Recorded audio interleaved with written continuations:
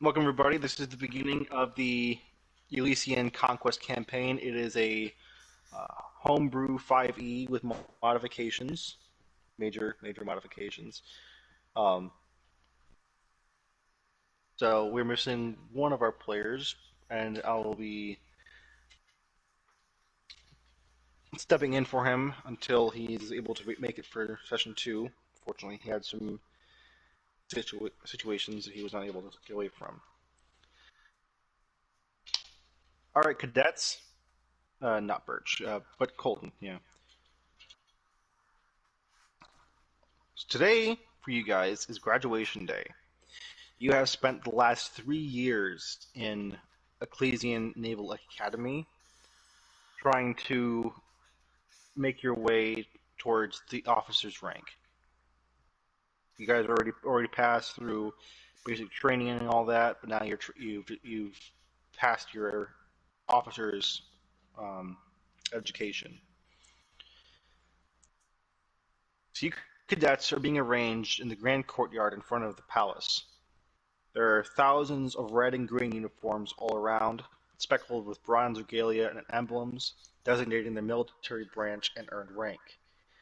Each section is governed by veteran officers, standing at proud attention over the new blood that they have refined for this moment. These veteran officers were, until up to this point, your teachers. Each cadet wears a military-styled cap, but this is a symbol of their time as a student. On the stage, they spot rows of armor stands, each one graced with a garb tailored just for them.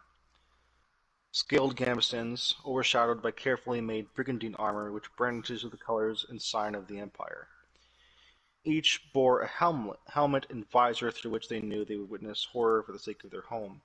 Anxiety swelled in each of their hearts, but they looked around and will find their fellow cadets that and nothing that compares to the pride they will feel in their accomplishments.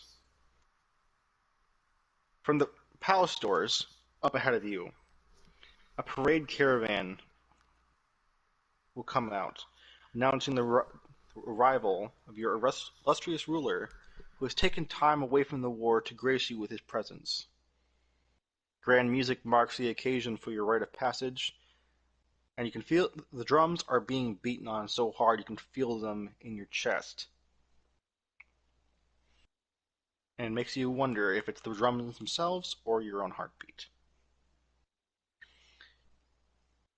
The Emperor appears, a physical specimen of strength. Many people would consider him to be very handsome, and he's groomed to perfection. On his right side is his wife, the Empress Anira.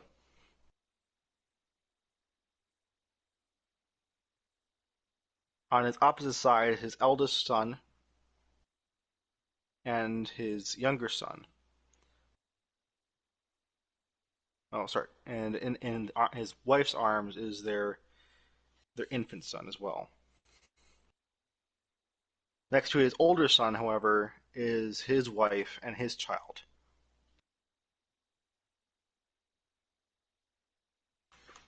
Behind them is a group of handmaidens for the Empress, each one dressed in silks and linens, and their heads down in seeming reverence.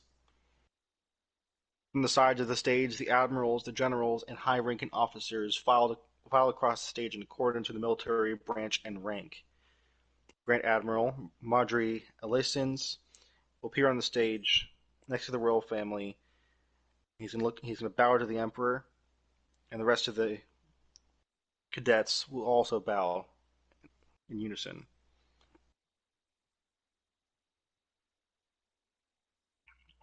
He calls out to the officers, "What is the first precept of the Ecclesian military?" They respond, "Honor and virtue." "Who are you, cadets?" "The men of war." "What is the second precept of the Ecclesian military?" "Victory over all odds." "And why is that?" "We are men of war." "And when is that war over?" "When there is no one left to fight."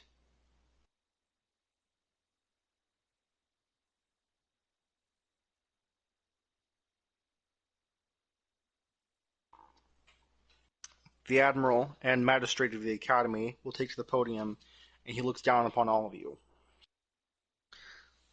5 years have passed since the newest ruler of Aklis, Emperor Ulysses Evelinir Ambrose, has taken the throne and united the Corbovian continent for the first time. From Otium Regnum to the north, to Amaria in the south, from Edesha in the west to Abinam in the east. All of the continent hails Aklis as its glorious capital. However, elven discontent and degeneracy have spread to the humans of Terra Major and have returned to their righteous order to rend our homes from the grasp of discord and chaos. Your Emperor calls upon you to use the skills you have chosen to hone to bring glory and victory to all nations and unite them under our banner of valor. Step forward onto the podium once your name is called.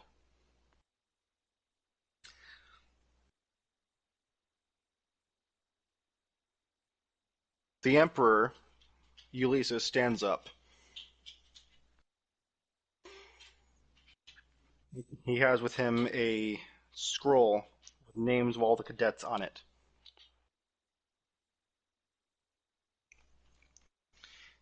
He's going to stand before the suits of armor and rows of military badges, which each are prepared for each and every one of you. Where's the right one? That's not it.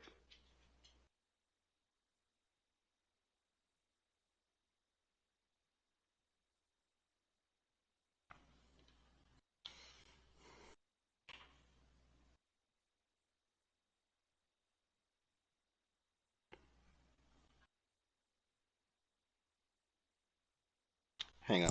Erica, your most names. Right. Wanted to make sure I knew which one was the right one. I forget.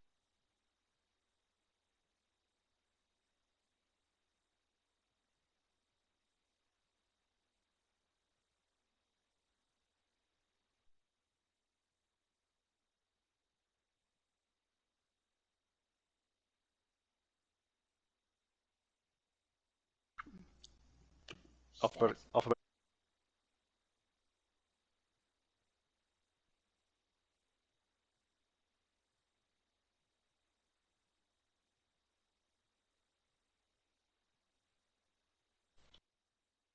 As you come up to meet him, he will present you with your your badge of rank, and he's gonna give you a quick size up, seeing what he thinks of you as an individual. Roll your perception, please.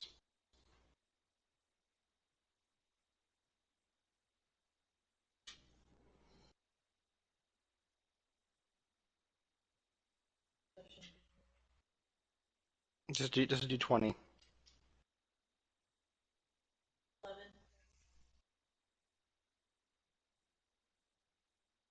You don't notice it at all.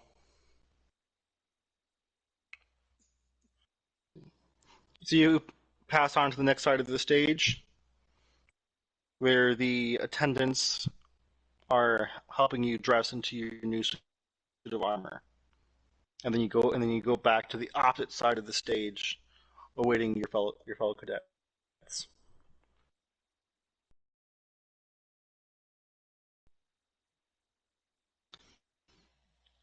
Sieg Pollux.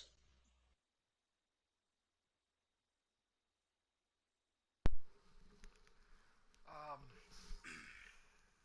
a young Ecclesian male with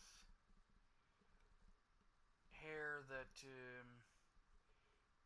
it looks kind of like it's been blatantly dyed a blondish color to match the rest of the Pollux family, but there's hints of his kind of reddish crimson hair underneath.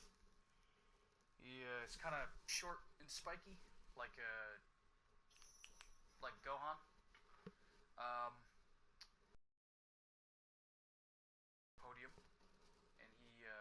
bows respectfully before the emperor, taking a full kneeling bow with his head as low as he can get it before he stands back up in a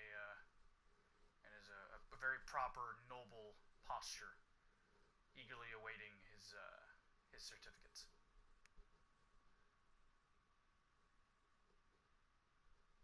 Shit.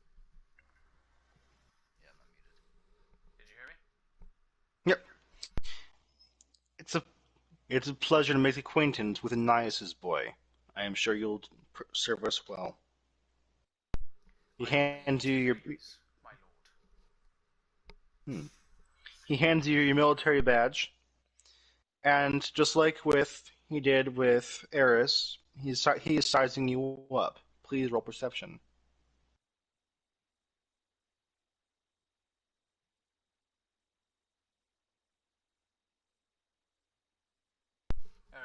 Just checking over my stuff. Whoa, that was loud. Someone's trying to call my phone. I apologize. That is. I got a 10 total. Uh, he seems genuine, but doesn't seem to be interested in you very much. Oh, that's fair. Alrighty then.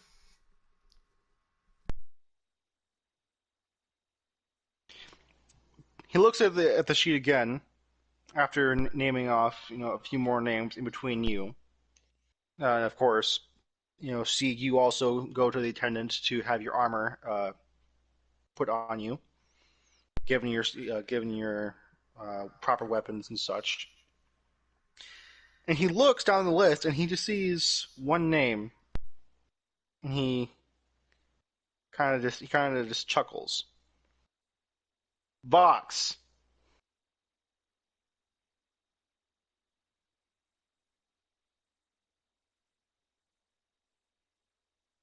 Yep, brought him to the podium like the rest of the cadets.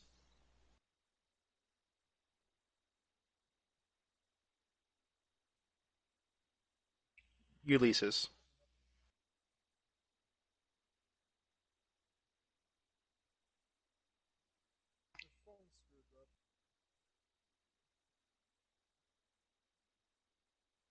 Oh goodness.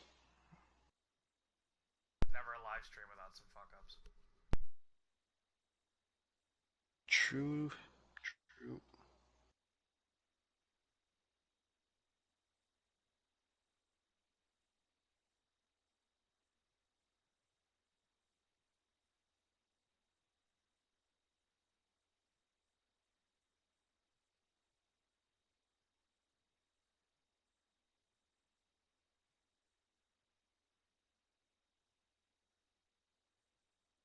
Correct.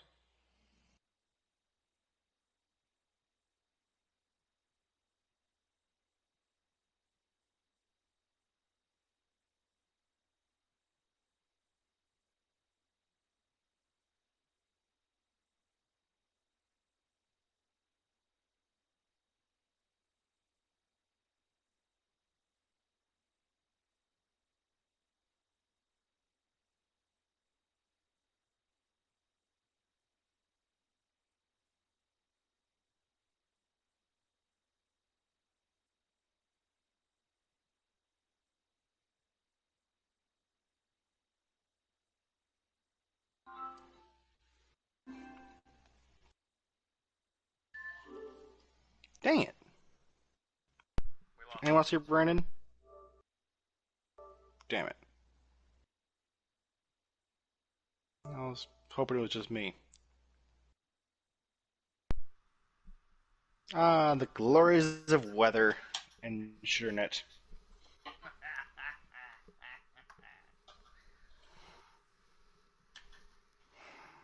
told you, it's never a live stream without a fuck up. Mm-hmm. It's okay. As long as we can get the session. But nothing big is gonna happen today. It's all just preparation stuff.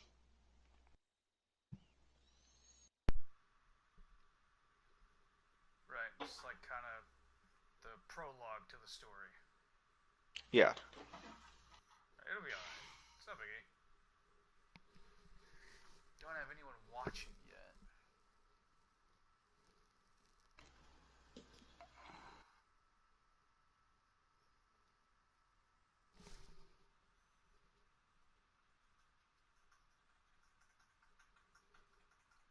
So who's winning right now? Um, well, I've been training the same two fighters for a minute, Killick versus Cervantes. Ah, I think nice. Cervantes has the lead in kills. I figured. It's alright. It's no biggie. Heard.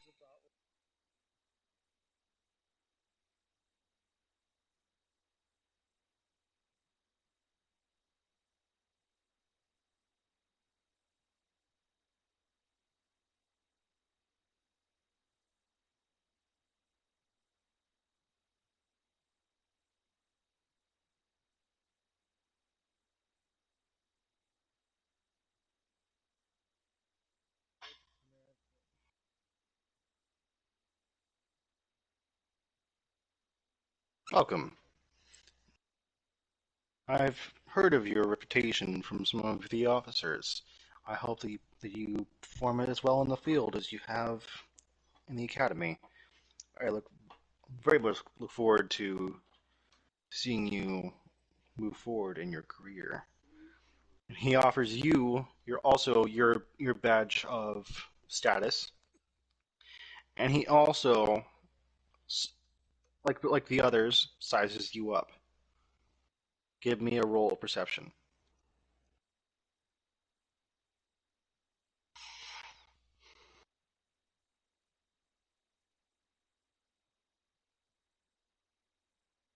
Okay.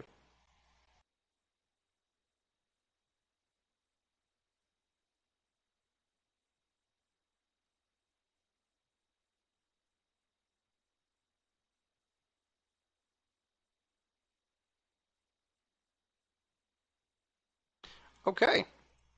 Well, what was your base roll?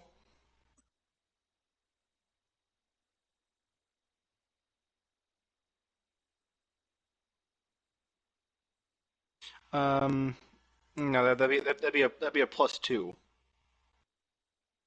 based on how that whole thing works. Um, so that'll give you a 16.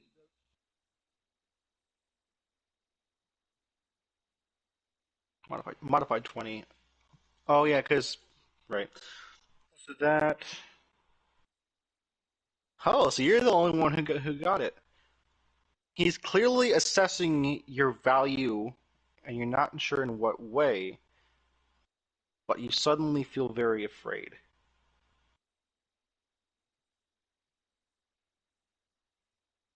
He notices the change in your posture, and it leans toward you and says, "You don't have nothing to worry about yet, boy. Just keep doing a good job." He pats you on the back and sends you on to the others to have your armor placed on you and arranged in rows.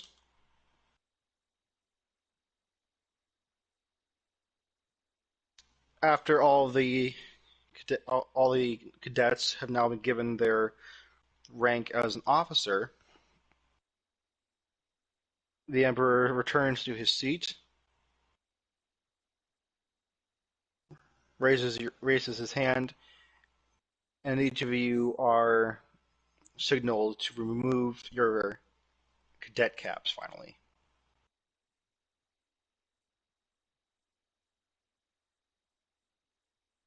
I casually flip mine in the air like a coin. Oh shit. like you throw it off like graduation.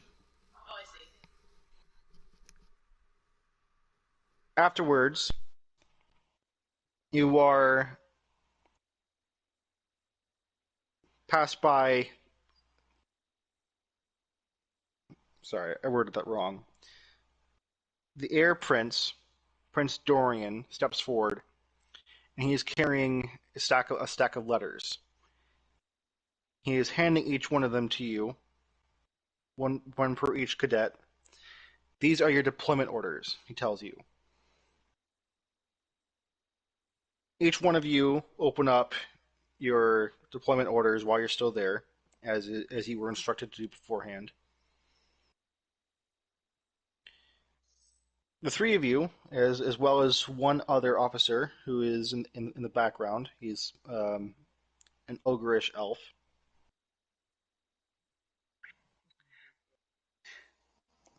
You are ordered to the ruin of our vessel, Ecclesian Imperial Navy carrier classified Dawn Ripper.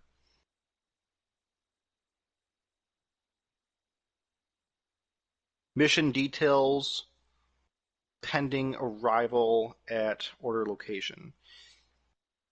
You will be required to arrive at the docks 1 day from now.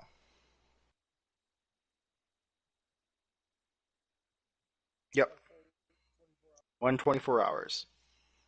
So that would be 4 o'clock in the following afternoon.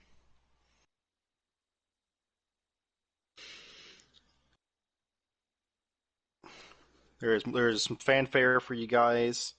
You're given basically a 21 gun salute.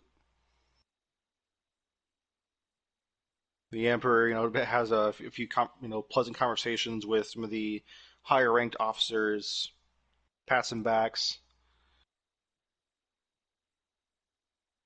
But Vox, you're keeping an eye on him, and you notice that a lot of the other higher ranked officers also feel slightly uncomfortable around him. Not all of them. Some of them actually seem quite chummy with him. After all this is done with, the emperor swiftly returns to the palace, as as does his sons behind him, his wife, and the whole royal entourage. As he was walking out into the back through the courtyard, you see him just pat on his grandson's head and go, "Come along, boy."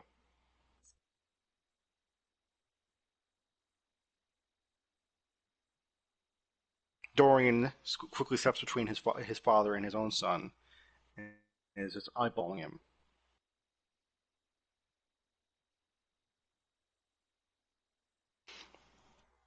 A Doknavar commander comes up behind you guys. So, I hear you guys are serving under Captain Iphigenia. Oh, you guys are in for a rough ride. That's okay though. I'm inviting all of you new cadets up to my bar in the Outer Wall District. It's called Vagrant's Blackhand. Don't worry. You don't have to pay for anything. Everything's on the house for all you new, yeah, you new bloods.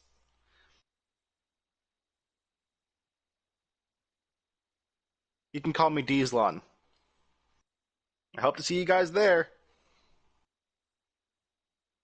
It'd be my pleasure.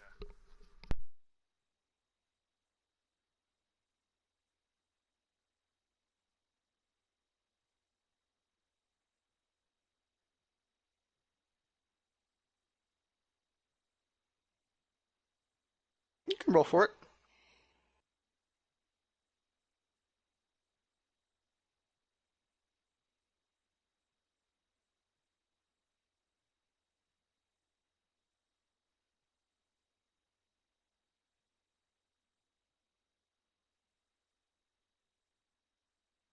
This dude is clearly a veteran in his own right.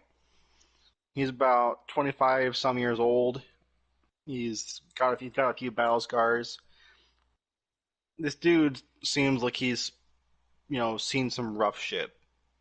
He's probably under the influence of something to help him deal with the anxiety. But other than that, you don't really get any bad vibes from him. He just feels like a guy who's been through some rough shit.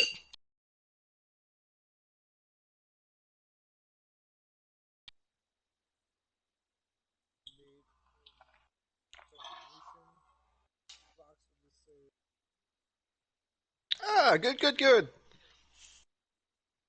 And hey, uh, he points to Sieg. You're you're the admiral's kid, right?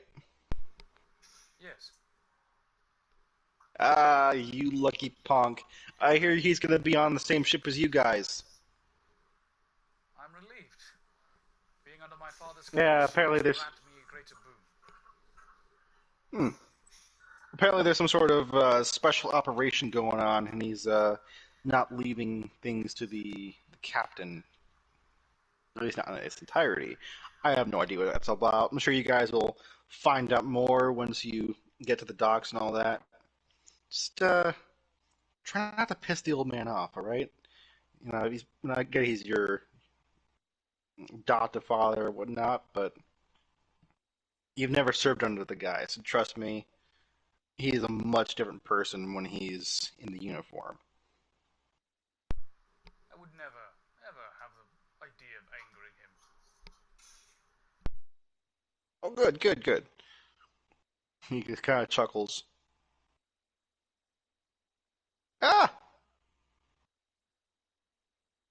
And he looks over at Eris. Now, that's not something you see every day.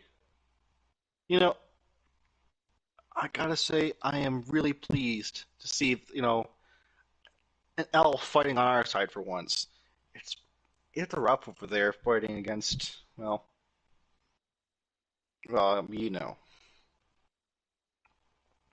I hope you're up for it, kids. Anyways, let's get some drinks. You guys got what? At least a day before you guys gotta head out. That's still time to get over a hangover.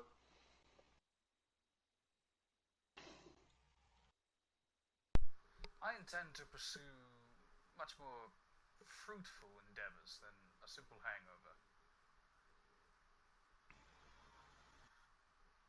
Mm, you'll have to go to the one of the lower districts if you're talking about what I think you're talking about.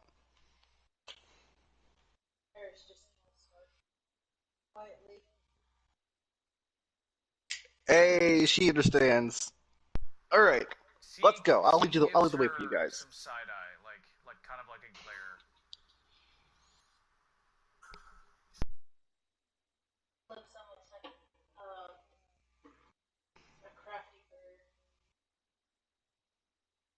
A crafty bird. He Nice. chuckles.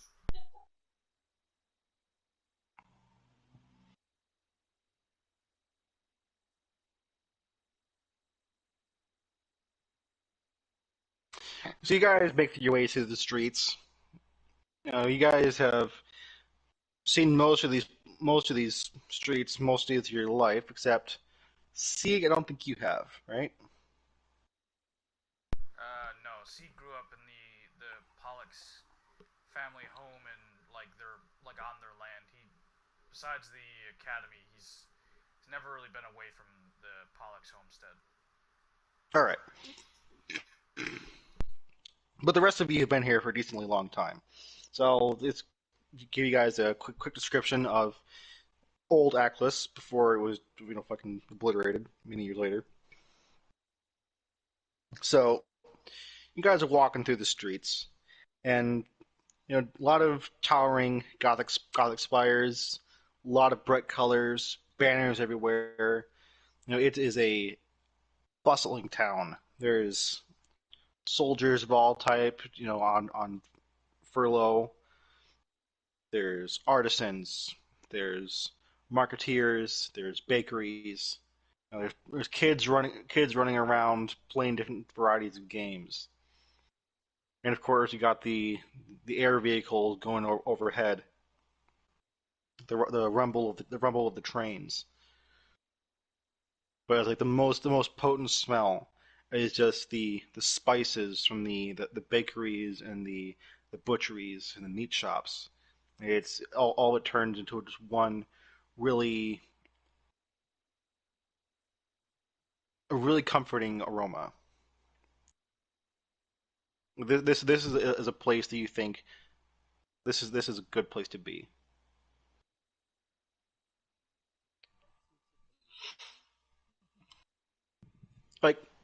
Think of Frankenmuth, but bigger and Gothic architecture. That sounds cool. What's that? Exactly. So you guys get towards the end of the civilian district, and you have to pass through a military checkpoint to get to the outer wall, which isn't a big deal for you guys since you guys are new officers, so you guys have free roam of all the military districts.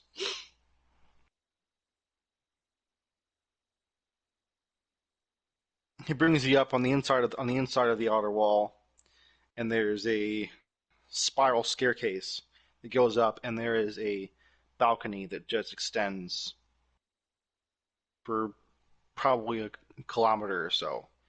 And this whole balcony area is that one bar, the Vagrant's Blackhand. Did I happen to mention to you guys that this place also doubles up as a nightclub? Lovely. I mean, you'll have to wait about 2 or 3 hours before the lights come out, but it is a sight to behold. Let me tell you that. All right, chop chop, get mingling. You only got so long, and who knows? Maybe you'll make some nice memories to come back to once you're done with your missions. Am I right? Sieg immediately takes off to the bar. Like, immediately. Walks inside and just beelines to the bar.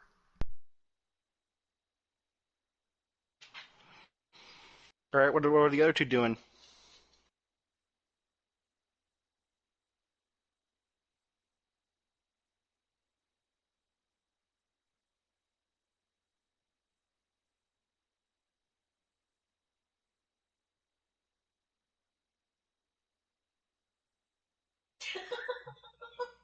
Anything particular looking to do, or anything you're looking for?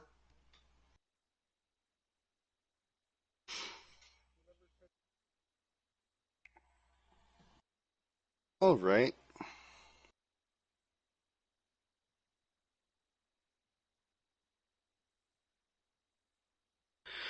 Well, like I said, this bar is a pretty big place, but from here to the actual bar stand, you just see groups of tables which are 10, 20 people per uh, booths to the sides here and there. There's waiters, waitresses, and entertainers dashing to and fro, bringing drinks, food, whatever's needed at that point in time.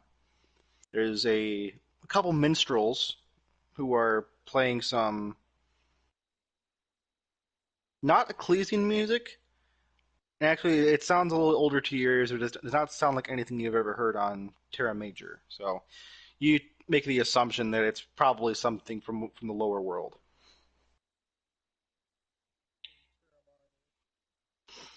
Oh yeah, that's right. I forgot about that.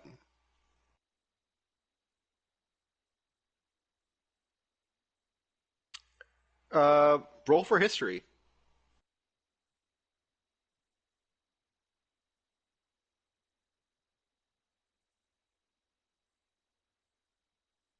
Okay, well,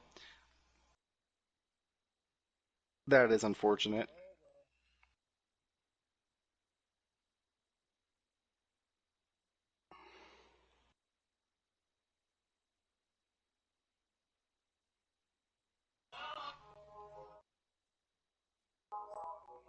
Yeah.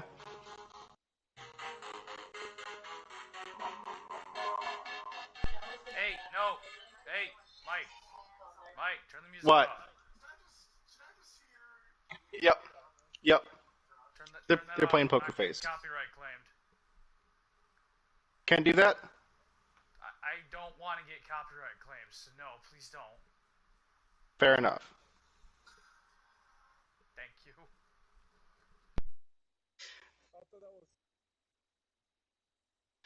All right, so that's what's playing for you guys up there, just so you know. That's amazing. And music like that will be playing throughout the course of the night. Exactly, because the music from Terra Minor came in and they're like, "Hey, this shit ain't half bad. Good for parties." Eris, what are you doing? That's what I said. I said Eris. Huh.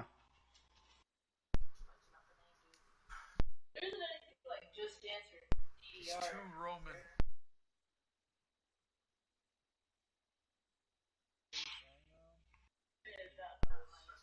It's not. Is Listen, it doesn't matter how old it is. I'm not gonna take the time to confirm every song someone might play, whether or not it'll get me fucking flagged. So I would just appreciate we avoid the whole thing if that's acceptable. yeah, yeah. I won't do it, but I'm pretty sure you're okay under free use laws. Just saying. You'd think As that. long as You'd think that. But I don't know. YouTube is weird, man. that is fair. That is fair.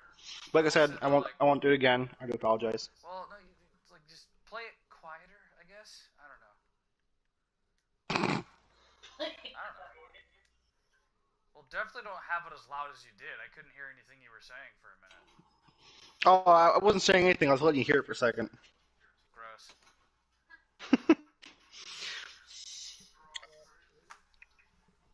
All right, so Eris, what's she up to? Probably. Getting bitches.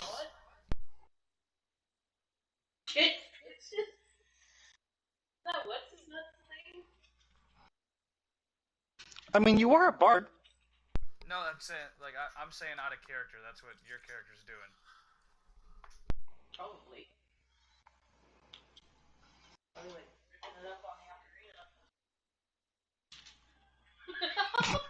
So can we say that you're playing along with the song with the ocarina, or are you trying to counter it? Are you playing something else, or are you going along with the song? Roll for performance.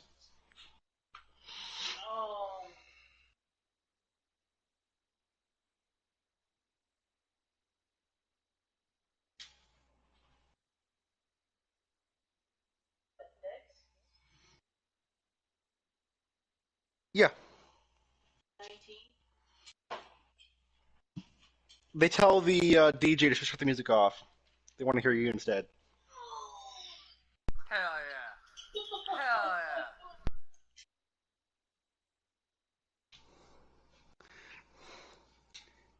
yeah. Hey, you steal my spotlight over here. Shut your mouth. Let her play. She's better than you anyhow. Ah, this pay isn't worth this shit. I'm going home. You know what? There's a bar right over there. I'm gonna go get fucking sloshed. I will buy him a drink after what I just said, but like I'm gonna like as I hand him the drink, I'm just gonna be like, listen, mate, you were lovely, you really were, but you're nowhere near her level. So just That. accept the loss and have a drink. Eh? Cheers. Cheers, mate.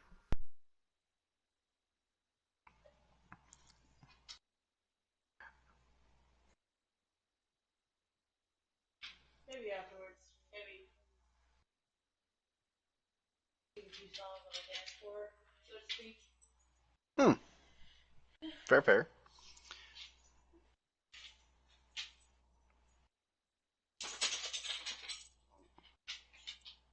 So, what are you guys gonna be mingling or?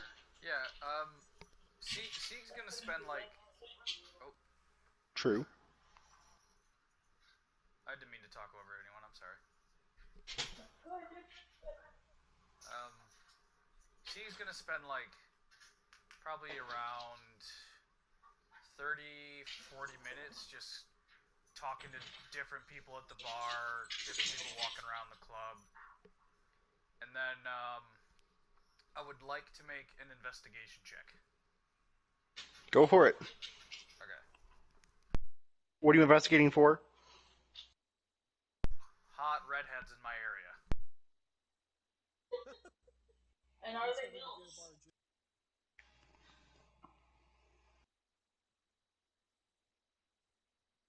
That is a flaccid 20.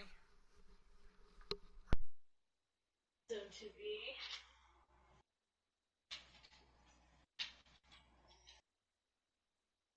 A flaccid 20, okay. I got an 18, but I got an 18. You But I had had plus two. 2. Yeah. Yeah. Yeah. It's just being funnier. Excellent. Okay. Hang on. 22. It'd be a. Okay. Damn. So, are you looking for natural redheads or? Preferably natural, but just red hair in general. Red hair, good bod.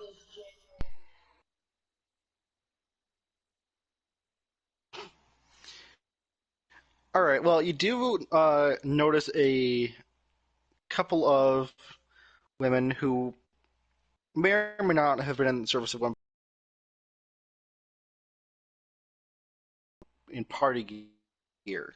You know, they're looking hot. Probably about 25, 26. They're about a decade older than you.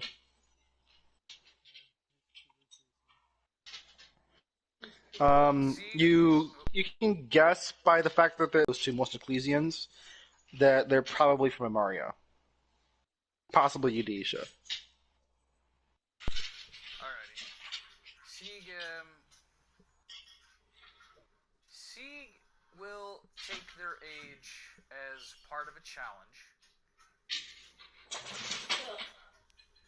and he will gently, gentlemanly approach whichever one of the women is closest, and just kind of start talking to them.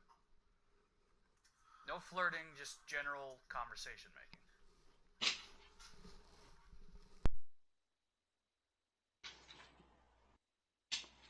Well, look at this, Soldier Boy. Sailor, actually, madam, if you would not mind. Oh, sailor. Yes, madam. Been out in the high seas by much? With my father on occasion.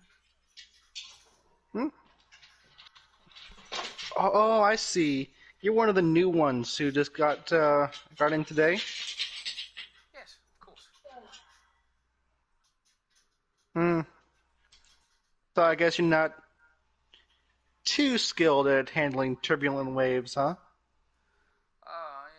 I know my way around a vessel.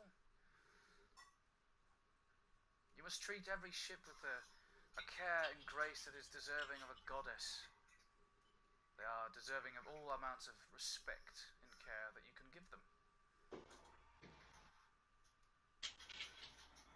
Well, hopefully you can show a girl is decent to time on the dance floor. You can take care of a boat, and you can tell these girls are already fucking sloshed. Oh boy. Um, Ivazik will take her up on a dance, but after that he'll leave her be. Doesn't want sloshed. At least not that kind of Very true. But no, I'll make a performance roll, I guess, and I'll dance with this lady. Okay. I got a good charisma. My performance might not be too bad. Let's see what I can pull off here. Let's fucking go.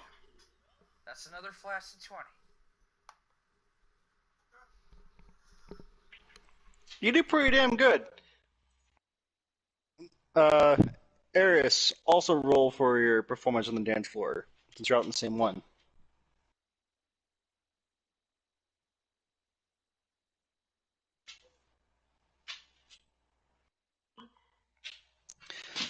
between the two of you guys are getting some of the other bar goers pretty amped up, so they're joining you guys on the floor. It's getting a little bit crowded. Sieg's gonna look at Eris and just kind of like blatantly, loudly be like, "Oi! Dance off! Dance off! Let's do it! Let's go!" Do you accept? Dance off? Yeah.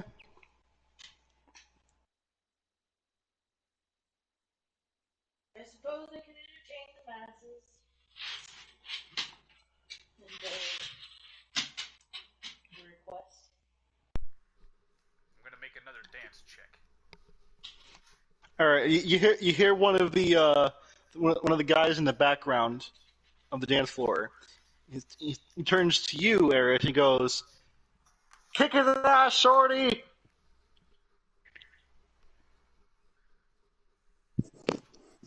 She throws it with lances. I'm not sure.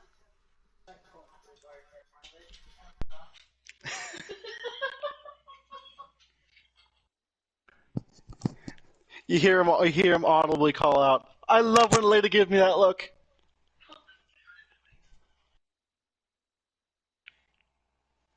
Inwardly, she said that the guy. Alright, I made my roll. What'd you get, Erica? I got a 17. You got a what? A 17. Ooh, I got 18. Let's go. Ooh, you guys are neck and neck right now. Okay, so what are you guys doing? You doing some like freestyle breakdancing? Yeah, I'm doing like freestyle breakdancing stuff. It's kind of grooving to my own feel of the music.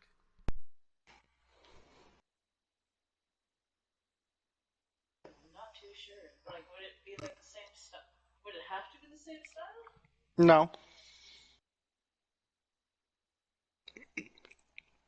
it's got to make the people vibe with that shit. You know what I'm saying?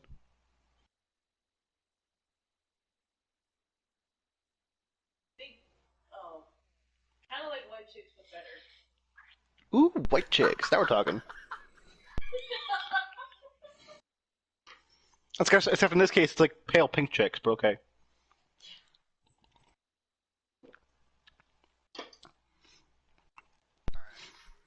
All right. Yep. After that, Sieg's gonna go try to find a non-sloshed pretty lady. There are plenty of those around. Are any of them redheads? Roll again. Investigation? Yep. I got a 12. I got a 12. Um.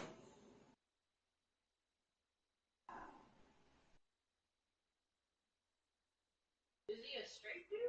Oh yeah, he's straight as fuck. Okay. You say, how redhead over here? Oh my god. What are you Well, insinuating? apart from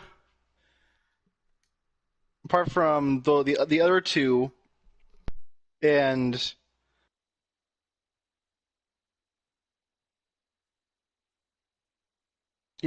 aforementioned, there is a there's a couple of elven ladies in the corner who their hair is either a really bright red or a dark pink. You can't quite tell.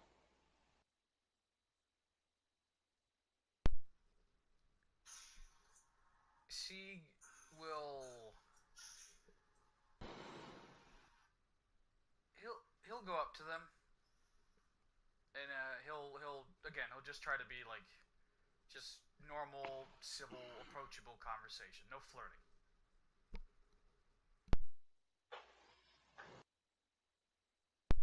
Um,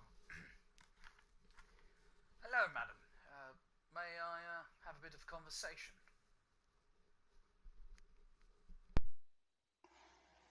One of them kind of just side eyes you at their table. I suppose. May I sit down with you all? Pull up a chair. Sequel and he just kind of. I'm not gonna roleplay it just because off the top of my head I'm not actually this good at small talk, but he just kind of small talks with them for a while. Just kind of Um, talking to them about certain like just random shit. Charisma. Yeah. Go for charisma. Roll a charisma save. What was that? Am I rolling a charisma save? Yeah, just keep charisma checks. See, just see how well you're doing with the conversation.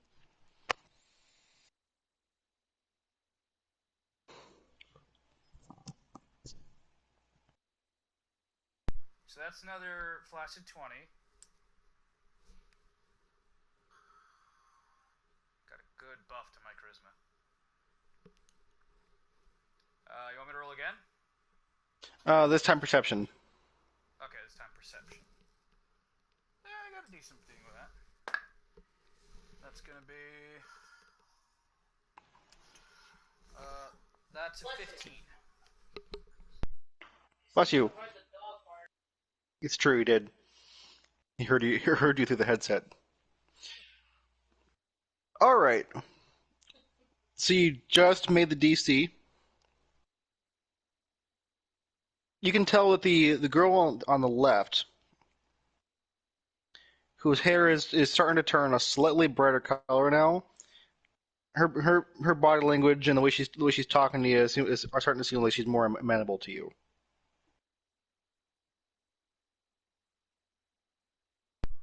All right. He will continue to just talk like friendly with all of them, not trying to let any of them get singled out. But he will do a little bit more to pay attention to her when she's talking to him. She twirls her hair.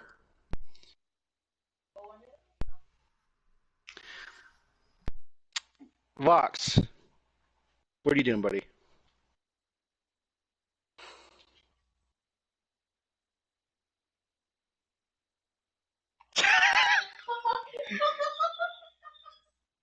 You need to be getting such weird fucking looks.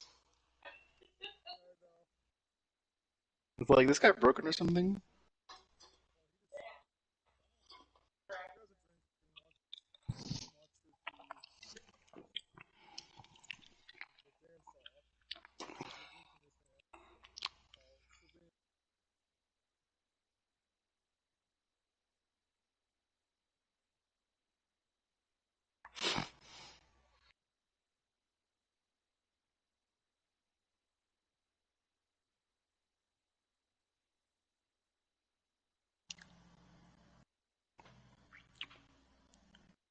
To avoid any copyright issues for our host right now, I'm going to say that you recall the name of the particular artist who was playing before.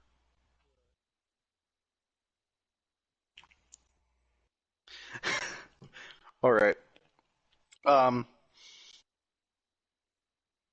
between the dance floor and the bar itself, you notice a small group of soldiers.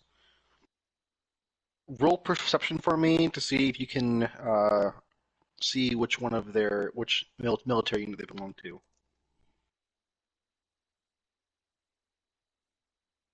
Yeah.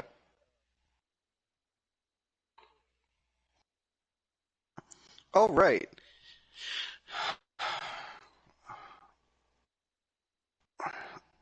24. Fuck, forgot how to pronounce this one. Give me a second.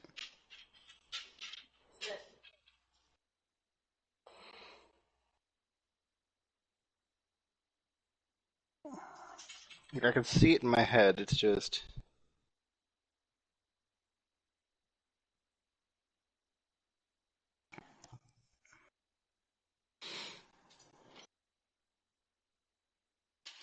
Yeah, a bit. but it's gonna be like 50s on Tuesday. Really, like 2 to 3 inches. No.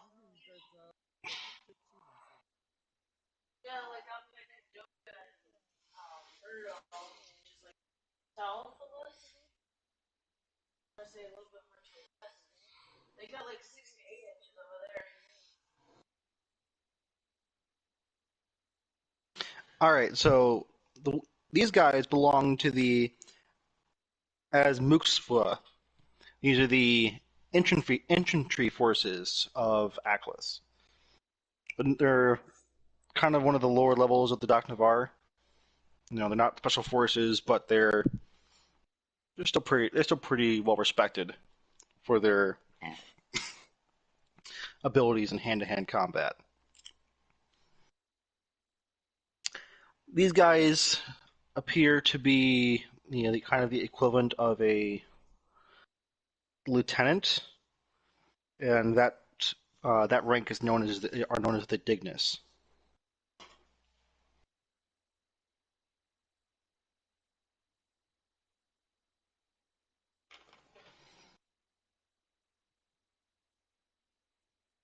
They seem to be having a pretty pleasant conversation. They've all got drinks in hand. There's some laughter going on amongst them, so you can assume that they'd probably be welcoming to a new member of the conversation.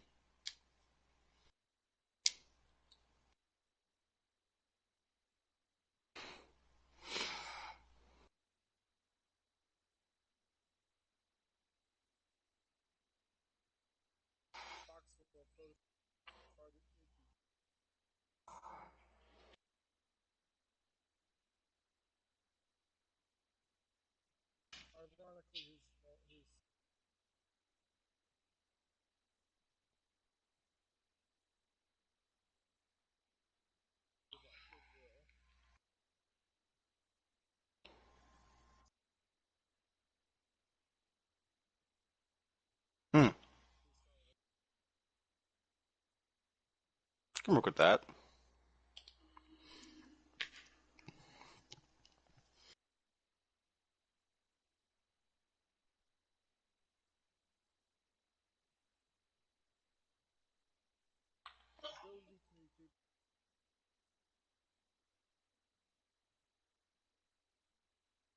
Okie dokie. All right, so you're gonna walk up to them and introduce yourself.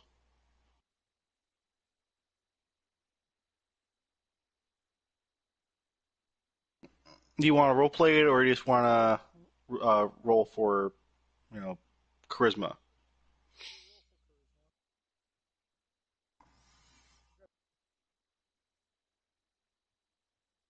That is fair.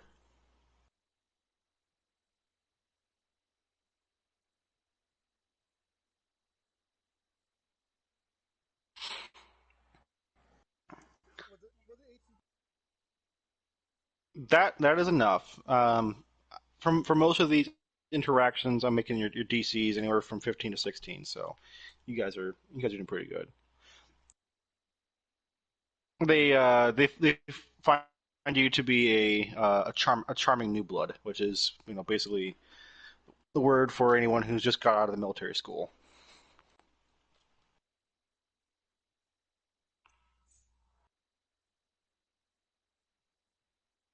Yeah.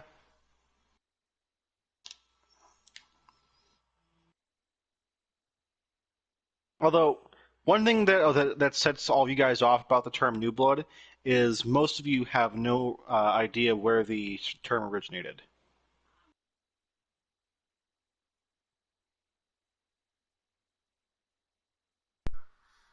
Alrighty. It might be.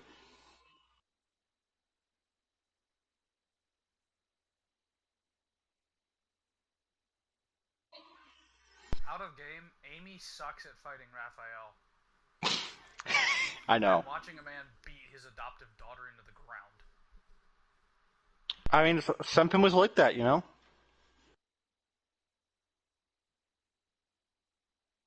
Someone needs to call some CPS.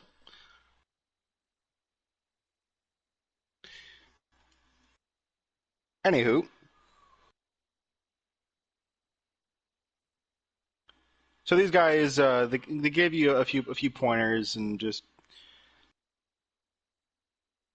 tell you that just once you get out there to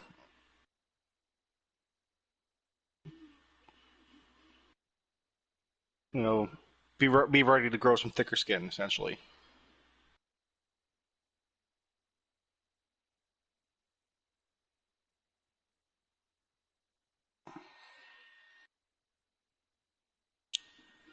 The biggest takeaway from the conversation you got is we like you, kid, don't die.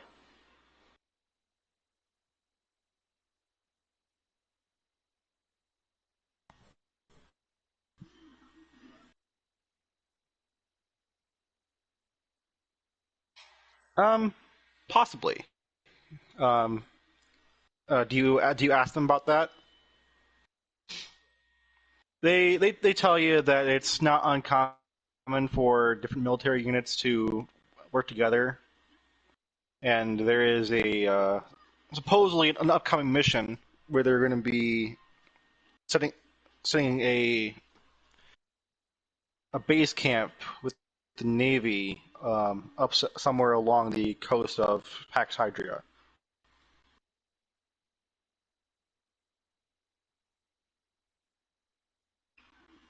And that's going to be including three of the four military branches.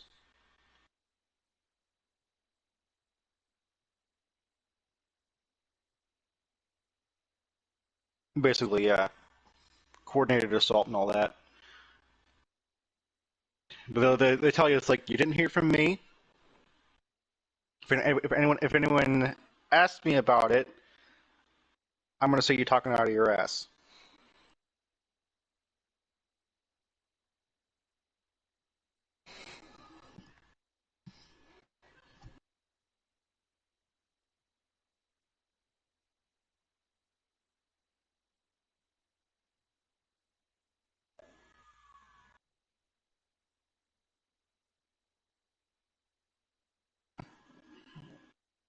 I'm gonna keep up with the conversation, or are you gonna move on?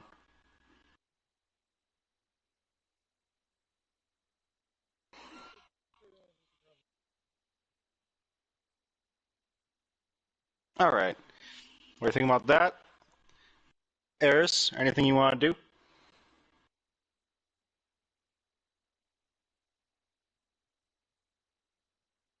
Um,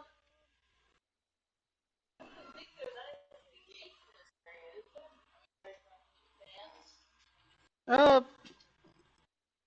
fans, a little bit of in-world intel you can use,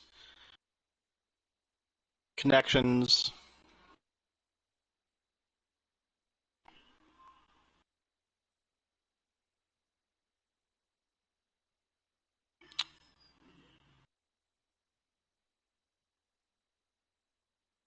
Oh, don't worry about it. Your box.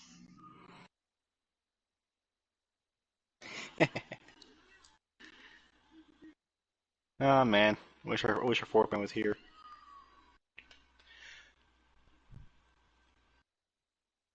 So I take that as a no. Probably not. All right, Sieg. You still wound up ladies? Um, the one elven woman who was a little more amenable. Yeah. Siegel continued to talk to her until she seems like to have a more genuine interest, and then he'll ask her if he can get her some food and drink at a private table, and they can just talk later into the night. She agrees. All right. He'll continue on talking. He'll throw in a little bit of his personal life, talking about how he lost his original parents and how the Pollux family was so amazingly generous to take him in and raise him. And as the night goes on, he'll eventually very directly ask if she would like to make the night memorable, as it'll be his last night in the city for a while, and he could be going off into battle. And he would like nothing more than to spend a night of fun and friendship in the arms and bed of a beautiful woman. Uh, roll for persuasion. DC. Let's see. She's already pretty agreeable to you, so we'll say 12. All right, rolling now. That pink hair, man. That'll be a 14. Oh, she is very agreeable. All right.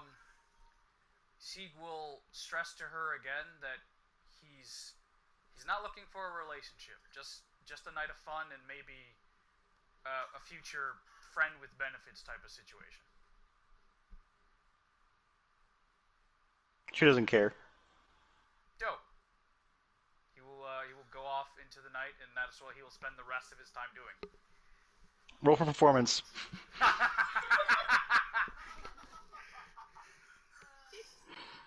Oh man, I got a pretty good performance, man. I don't know. It's charisma. My charisma's good shit.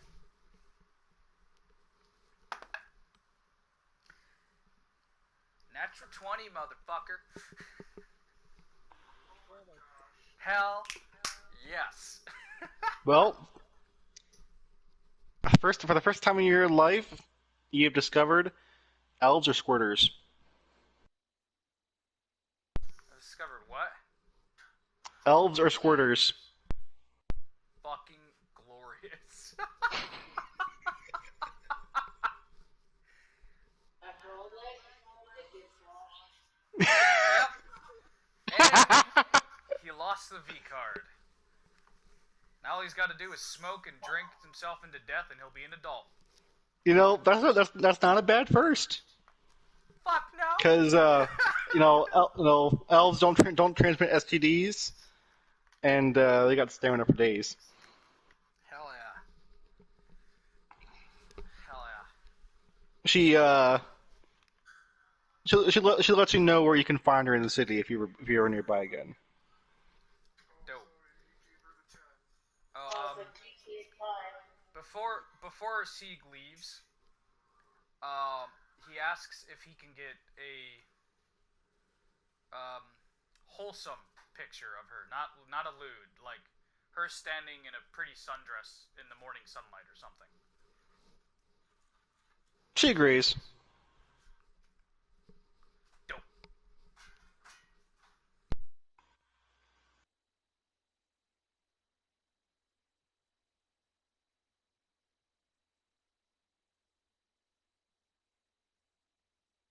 At this point in time, her hair has gone from like a bright pink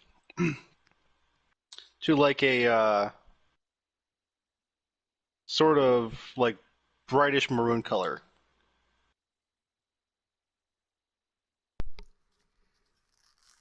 Okay. Roll for history to know if you don't know what that means. Okay, yeah, I was gonna say, can I like roll history? My intelligence is pretty average. That's gonna be, what's that? A +2? That's a 19. She looks forward to seeing you again. Fuck yes! First time I play a cringe character and it works out. This is great.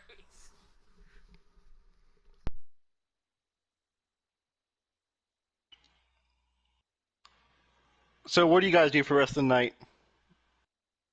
Well, not that. I don't know. Should speaker box.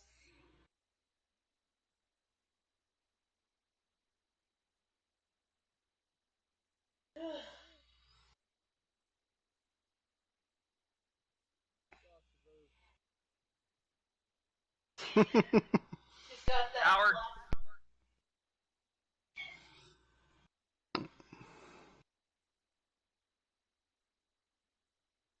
Also, it is my personal headcanon that fucking I forgot his fucking name for a minute. That Aeneas like probably straight up said to Seek's face, it's like, my son, get laid before you die. Probably. Although, don't tell him it was an elf. Oh yeah. Yeah, I had to think about that one You would for a know that. second because I'm like, You would know that. You yeah, would know that in I character. know, but Sieg doesn't have a problem with them.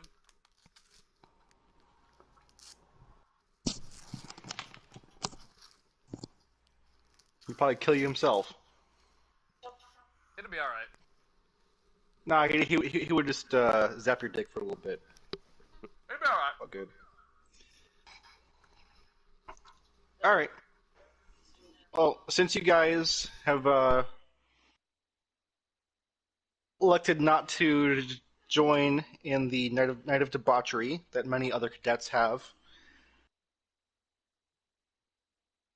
I think I got the closest to debauchery here,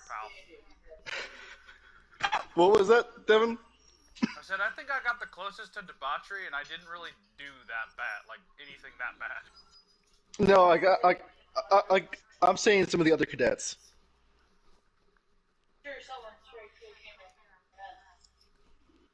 Oh yeah, If Logic sees like that was any of the other openly cadets, available. and like in the morning, like on the ship as he's getting on the ship, he's just gonna like do his best to just through perception see which of them got laid and then which of them don't remember getting laid. Well, you guys aren't on the ship yet. You guys are going to meet around the docks. Actually, everyone, give me a Constitution roll. I want to see how well you guys are holding up after night of drinks. This would be the first time most of you would have been drinking.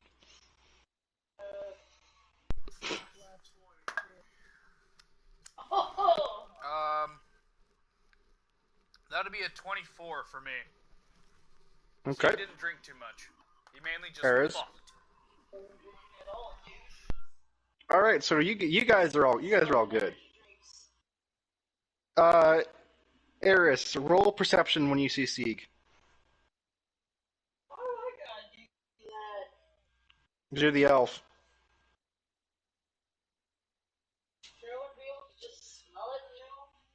That's perception. 18. Oh yeah, you smell sex on this guy. He is wearing the most cocky smirk you can think of.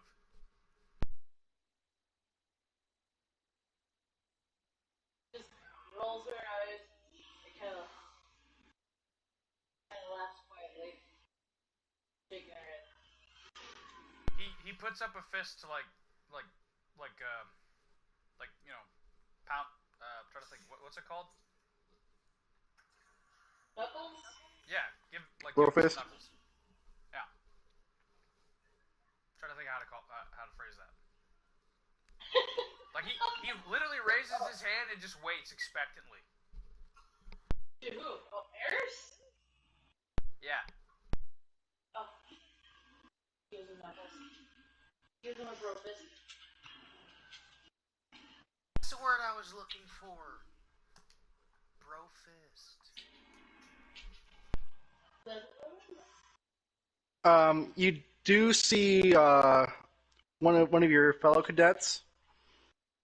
He is the ogre elf. He's stumbling a little bit. You're pretty sure that he's got a pretty bad hangover. Sieg will go up to him and like straighten up his clothing if it needs to be straightened up. And then he's gonna just very gently, like a la Gibbs, cuff him in the back of the head and tell him to get ship worthy. Get your head in the game, bitch. So dribble the basketball background. While here on the docks, you see an older soldier coming up behind the fellow you're dealing with right now. He's wearing a long navy trench coat, got a pretty big opaque jug on his left hip, and a Mazamune over his shoulder. He's wearing some anime speak. That's a big ass katana. yeah. Yeah, like that. Wearing sunglasses, a captain's hat, and you see him just pull something out of a pouch on his hip, and he runs it underneath the ogre elf's nose, and that guy wakes up instantly. He is clear awake.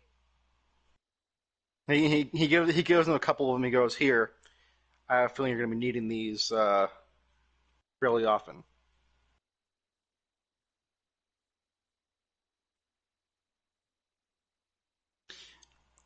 He steps up in front of the ramp going towards the ship. He stands straight out towards the rest of you. Attention!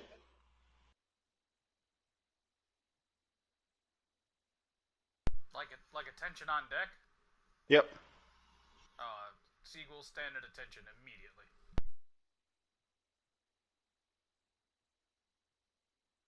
I will be your captain, Arturgus Iphigenia. I realize that most of you are new, so I'm going to keep this short and sweet. There is a decent amount of you who I understand had a little bit too much fun last night. And that is acceptable since you were not yet operating at your officer's capacity. But from now on, I expect you that when you take to your post every morning, you'll be functioning far better than this.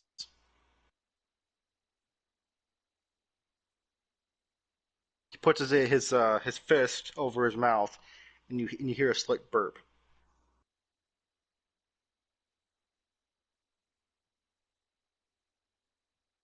Yep. Players, roll perception, please.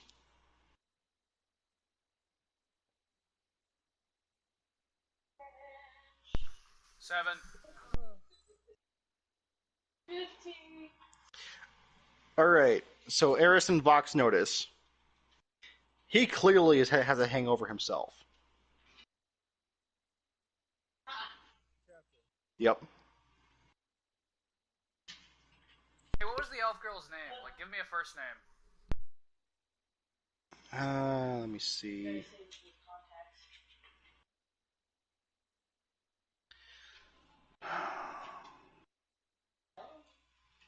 Doesn't quite work with their name types.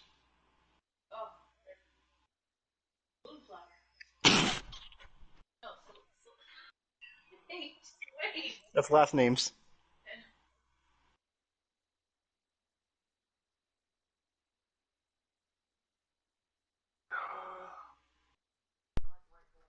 Just give me a first name. That's all.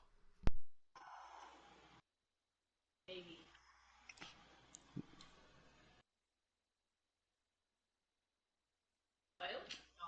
No. Okay, I can work with that. Lavender Moonlily. Oh, That's her full name? Yep. Alright. at least it's not Hey, if I get Poon Poon from Moon Moon, I'm still getting Poon Poon. God. I have to age restrict this video. Fuck.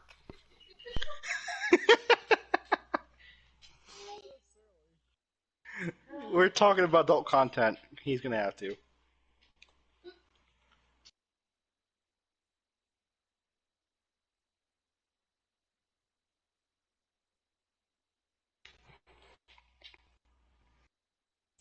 All right. So he offers you the simple Navy salute, which is right arm crossed over the chest and uh, index finger and thumb knuckle against the heart.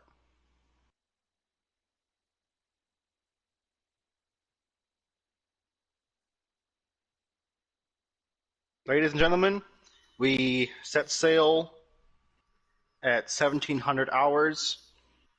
You have roughly an hour and a half to get your belongings on board to your appropriate cabins and settle whatever other affairs you have before we set off. Once you are on board, I will give you the full debriefing on our first mission. Dismissed. And you see him turn around towards the ramp to go up to the cruiser, and you see him as kind of trying really hard not to trip on the boards.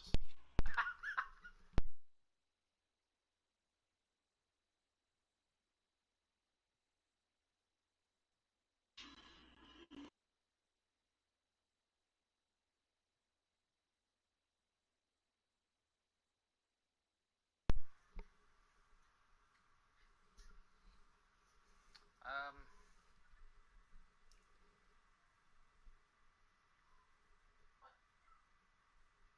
yeah, I guess Sieg will just go put his shit up, I suppose. All right, everyone's just finding their rooms and such.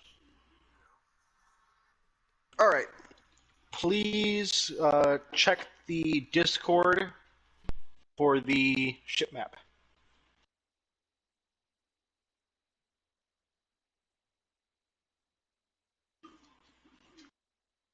Which should be the first thing you see on relevant info regarding world building.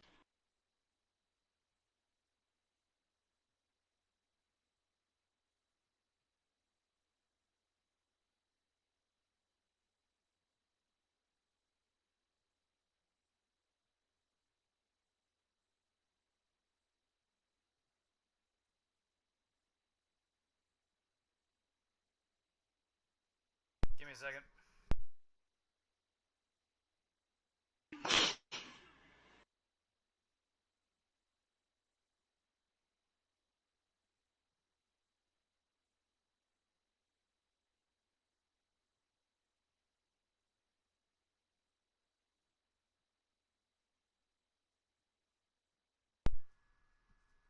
Where am I looking?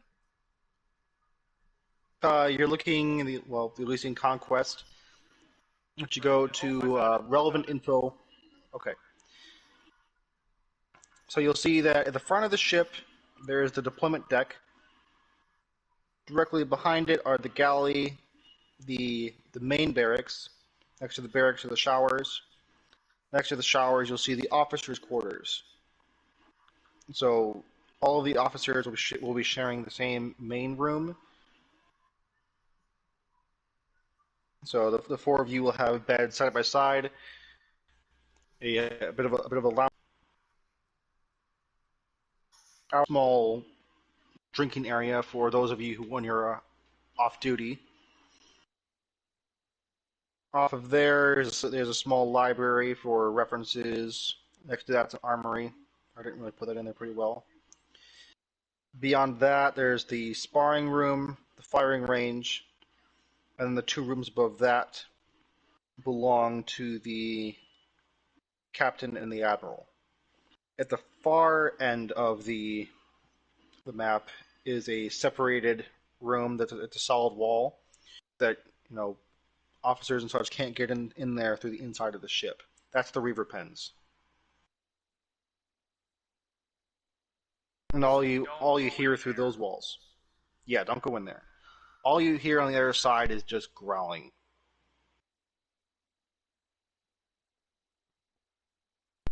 Only growling. And Wow. Keeping only themselves away. growling and an occasional bang against the wall.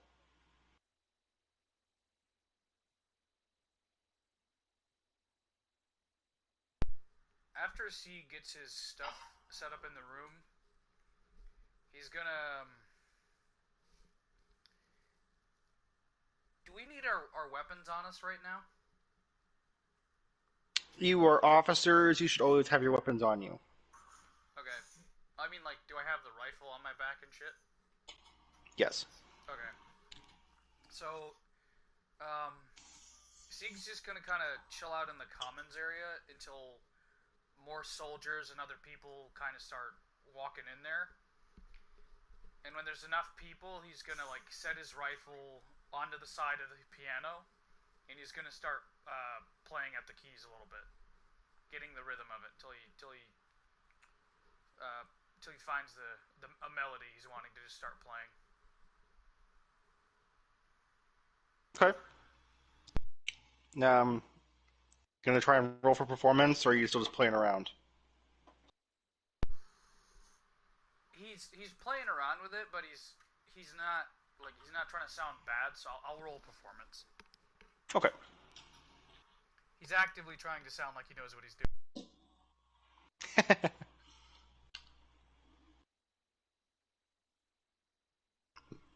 I mean, the way he was raised, it makes sense he probably played some kind of instrument, at least a little bit. Yeah. Let's go. That is gonna be 17 total.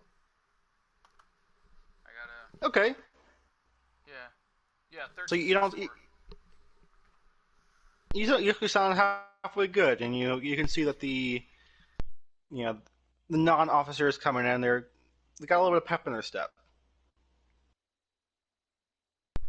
Sieg They're will greet each of them with a warm smile and a nod of his head.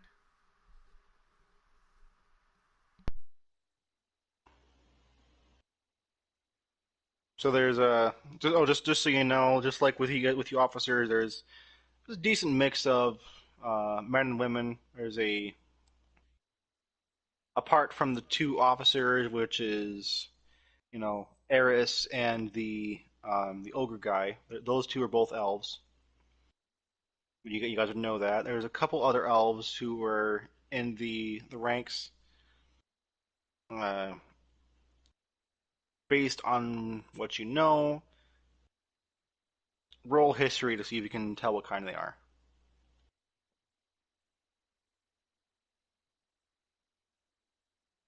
All of you. I got a 5. Okay, so you had no fucking clue. Yeah. It fits given who his adoptive dad is.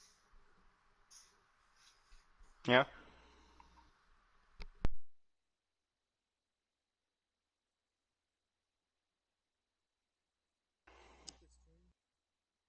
Okay. You know. Eris. Okay, so you know too. So these two elves, one boy, one girl, they both appear to be Paxiloturians. Bugs? No, the lizards. Oh, well. Doesn't. Yep. They kind of give you a look like, fuck, Draconis is one of our officers. That's just fucking great.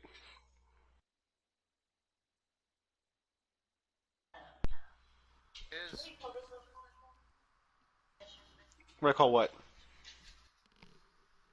Like a wave? I guess. Like a finger wave, I suppose. They nod to you since you're their officer, but they still don't seem too pleased with you being their officer. is Anais anywhere nearby? Is it Anais or Anais? Ananias, he's not in yet. Okay, cool.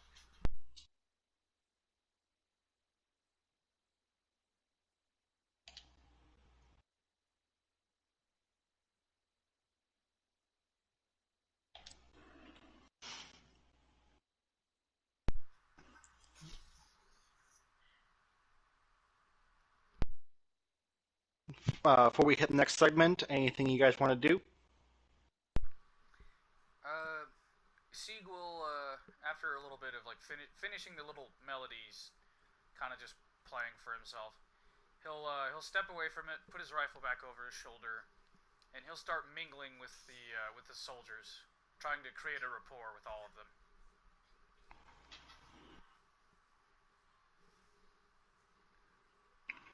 Do you want me to When roll? you What, do you want me to roll for that? Like just charisma or what? um, yeah, go for it. All right. You can role play. You can roll it. Either's fine. Uh, I'll role play if that's cool with you guys.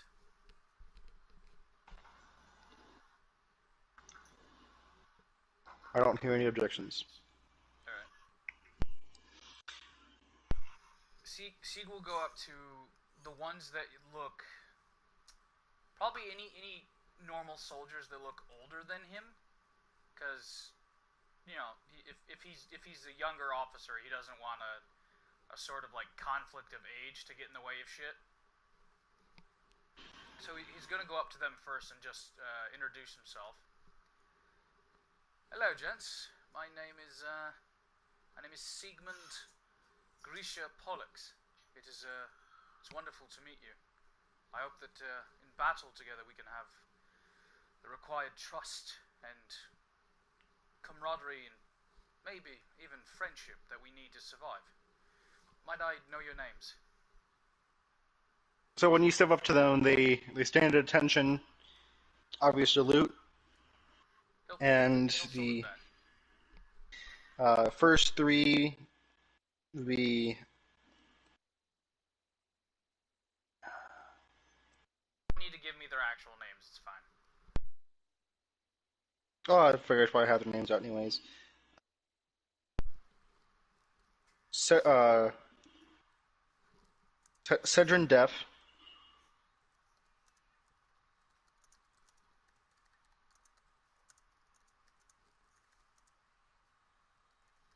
Ilius Ara, Hang, hang on.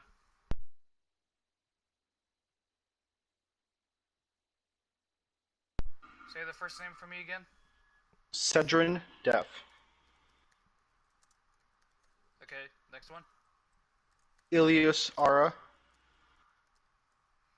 Ara. Ara, A-R-A, Okay.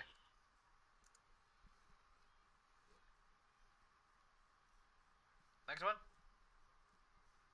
and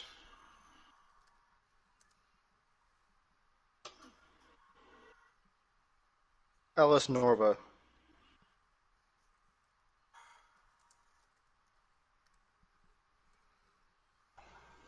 We'll say that these are the three senior soldiers, probably in their um, late 20s, early 30s.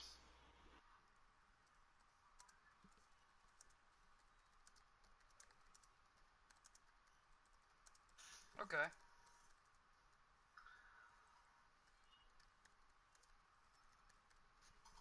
Sieg will immediately ask them for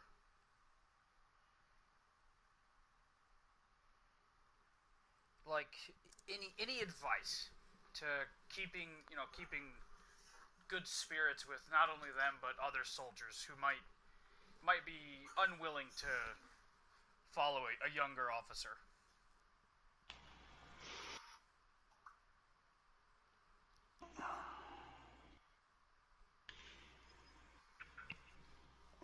Well, young boy, I'm gonna tell you this: don't let them notice your age. They can see your face quite clearly, of course, but don't let them know how green you are. Thank you. I appreciate that. Of course. And honestly, among these Navy groups, you've got to have a bit of a firmer hand with them. So, of course, be cordial and gain their respect, but don't loosen your grip. This Of is course, quite a rowdy lot. my father, the admiral, he instilled in me the right amount of game you have to play to ensure that your men respect you, but also don't see you as overbearing or cruel. Indeed, I can agree with that logic. It wouldn't be happen to be Admiral Ananias, would it? Yes, he and I'm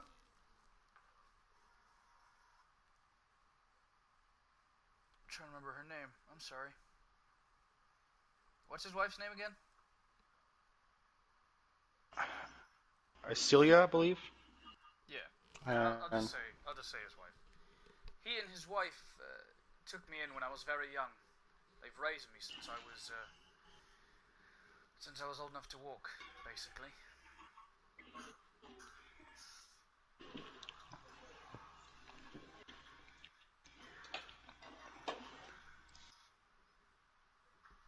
well, that does sound like the kind of man he is. I've served under a couple times before, back when he was just a captain. I'd love to hear stories of him in his youth. Well, I can tell you for one thing, he did not start out as cautious as he is now.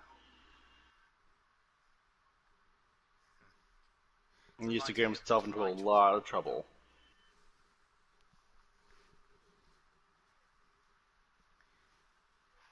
Perhaps sometime when we're off duty, we could share a drink. Ah, it'd be my pleasure. Thank you, sir. Um, Hmm. I need to take my leave if you wouldn't mind. Oh yes. Oh, one more thing. They did explain to you to stay out of the back area, correct? Yes, I'm somewhat familiar with what lies back there. Good, good. I believe the Admiral will be giving the rest of you what you need to deal with those. Hmm. Again, my apologies, but I want to make the rounds, as it were. Of course. Siegel give them the salute very respectfully, bow his head a little bit as an extra sign of respect, and he will move on throughout the ship, just kind of not spending as much time talking to all the other soldiers, but making an effort to kind of Hmm. familiarize himself with the ranks. Of course. Um, so you guys, as officers, would know this. What's that?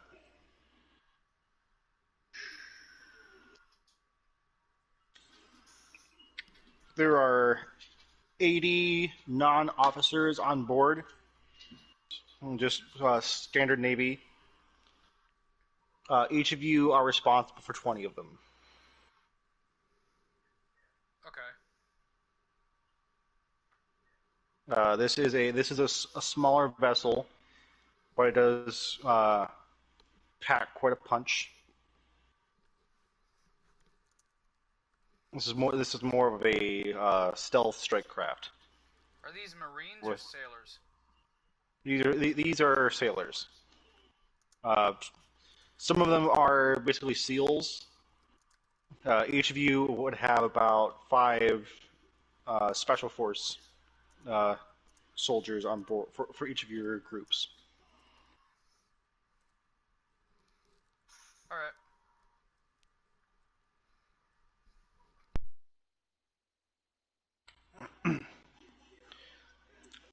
Vox and Eris, anything you guys are doing while you're preparing to wait for the admiral and captain to show up?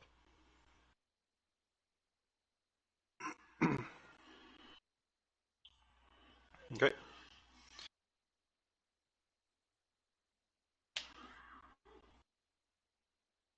Um, so for you, on the upper deck, as I've already explained the the mid deck,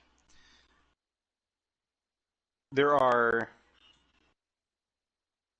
rows of artillery on both outside edges and on the front portion of the main deck. This is a steam powered ship, so there's no sails or whatever.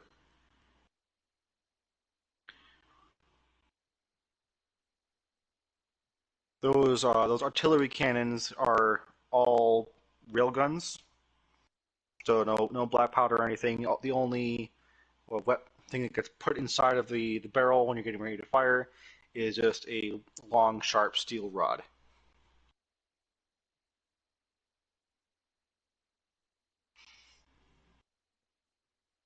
The Towards the back of the ship is the command cabin, which is heavily fortified in case of any sort of onboard incursion.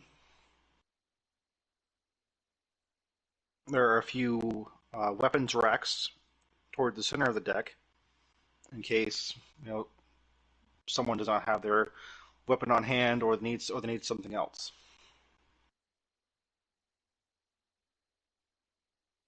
There's a few control panels for emergency situations or reaching comms to the captain's cabin. That one is clearly labeled in case of emergency only.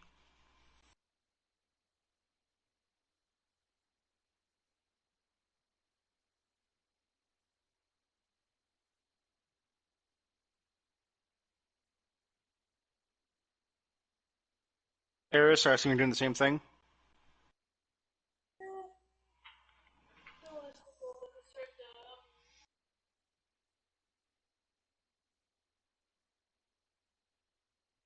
All right. Well, I will just say it wouldn't be a bad idea for you guys to socialize with your underlings as well,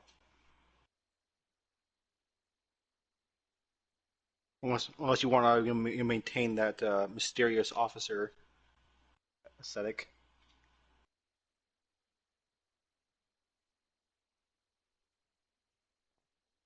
Friendly, but not too friendly, okay?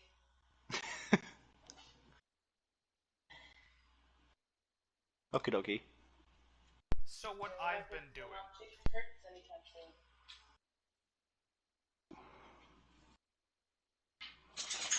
So, would you say that excuse me? Would you say that Sieg has been the one has been being too friendly? What? Would you say that Sieg has been being too friendly? I mean, I'm not exactly smile. Okay, stoic it is.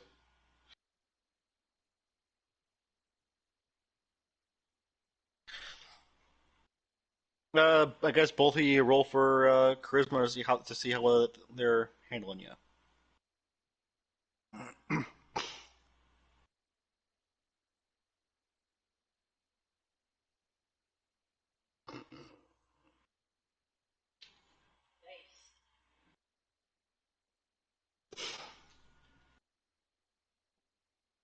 22.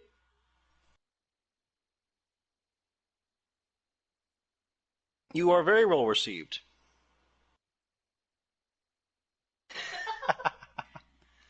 Kind of flicks her hair.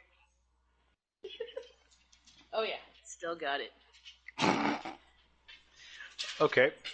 Uh, Vox, how you doing? Uh, Charisma check. See how your underlings like you. I'm gonna be in the in crowd,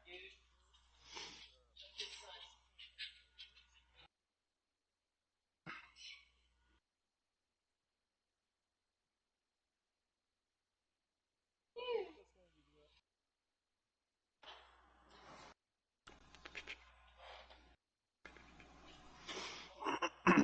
15. They feel more comfortable with you. They're still not sure. Um, they don't really have any feeling of how you're going to be in terms of your command, but they're willing to give you a chance.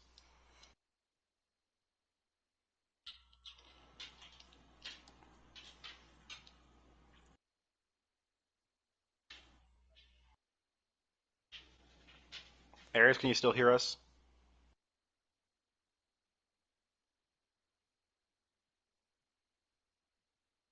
I don't know if she can still hear us. Give her a second. Oh, okay, you can still hear us. All right, just next segment is starting. So, Admiral Annias Pollux and Captain Arcturgus Iphigenia both making their ways down into the lower deck.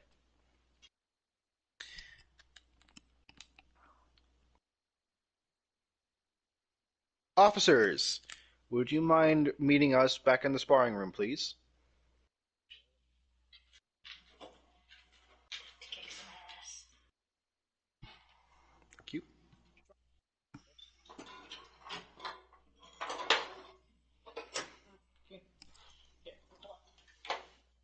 Give me the cans. Give me the cans, boy. There you go. Thank you.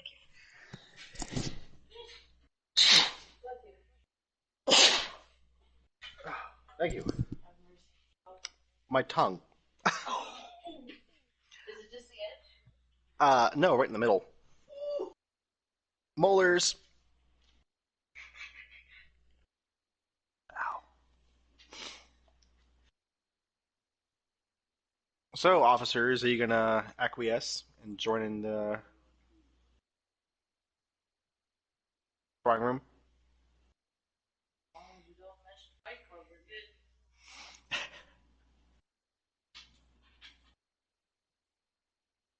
No one said anything about any clubs. So are they like waiting for someone to step up? No, like just waiting for you guys to make your way into the room. Okay.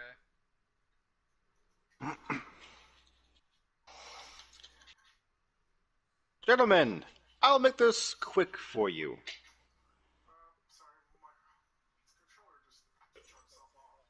Oh, is it dying?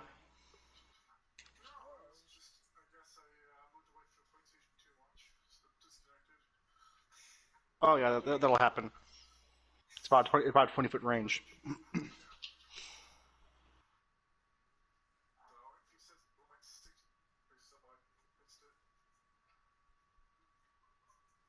What was the last thing you heard,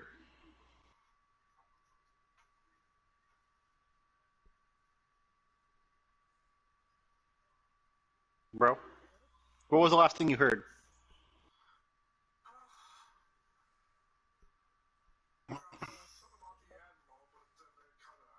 Oh, Admiral Annias Pollux and Captain Arcturgus Iphigenia entered into the lower deck of the ship, and they called out names of the officers and asked you guys to join them in the training room in the back of the ship.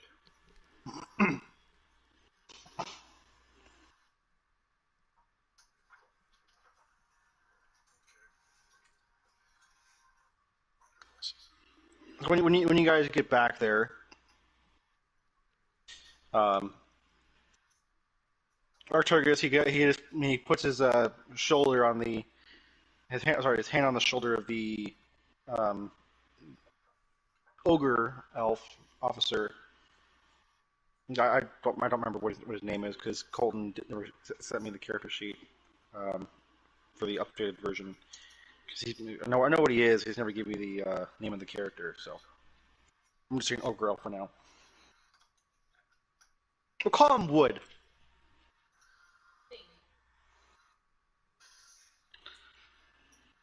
He's like, you stay there. He's like, okay.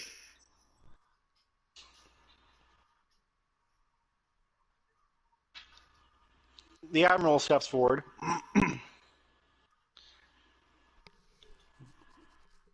Gentlemen, miss, it's a pleasure to have you on board.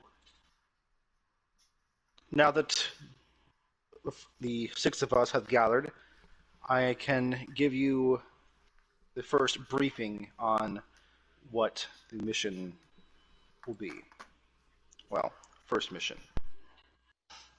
However, there is, of course, the overarching mission that the Emperor has tasked with our little group here.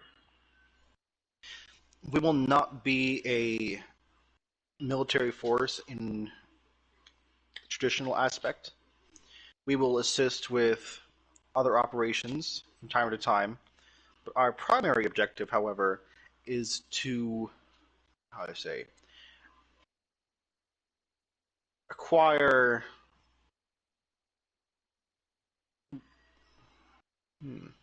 potent antiquities that exist in many areas of the forgotten elven lands. Since we are currently at war with Pax Hydria,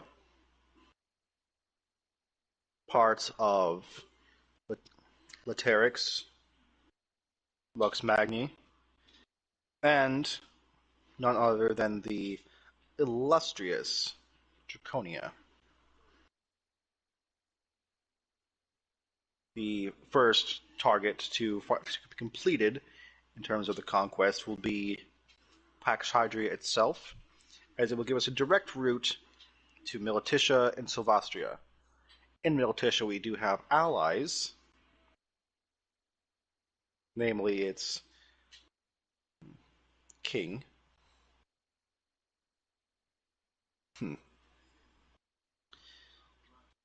These individuals will give us passage towards some of the harder to reach elven lands that cannot be obtained by air or sea. In those lands, we will find many old ruins and crypts where valuables of the elven wars were long since lost.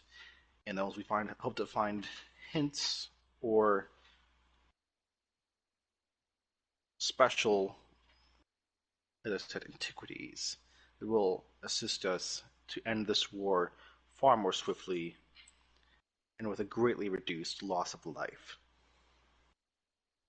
Any questions on the primary mission parameters?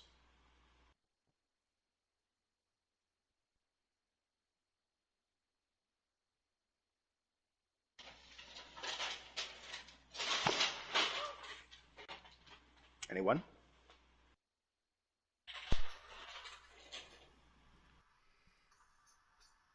Um. Hmm.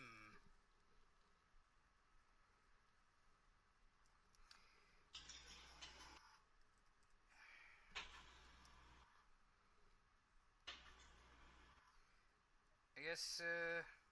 See, we'll go first. I guess. We'll go. What was that, Devin? I missed like the last couple sentences. I think. Oh, uh, basically saying that your guys' job is to find powerful antiquities that can serve to end the war without any undue cost of life. Yeah, and I heard that part. Like I think I missed the question that was asked. I guess. Oh, the question was: are there any questions about the uh, primary mission parameters before we get into the specifics of the first mission? Sieg will step forward, do the salute as best as he can do it, and he'll Admiral Sir, what's what sort of rules of engagement are we to have if we encounter any sort of resistance? It entirely depends upon how dangerous the resistance is. For example, if you are to simply encounter a small group of elves, give them a warning first, of course, but if they refuse to disengage, deal with them swiftly and as efficiently as possible. If you come across draconian dragoons, do your best to avoid them. I'm afraid at this point in time we do not have the arms to combat them on an equal footing. And under no circumstances are you to engage with any of the divine beasts, be they hydras, dragons, phoenixes, griffins, or the less common sphinxes and, well, as they are affectionately called, void phoenixes.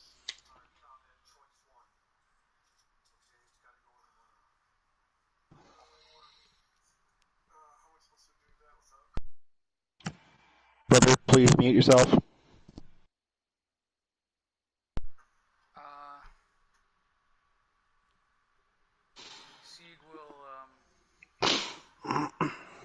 Sieg will just nod his head and return to the line. Good.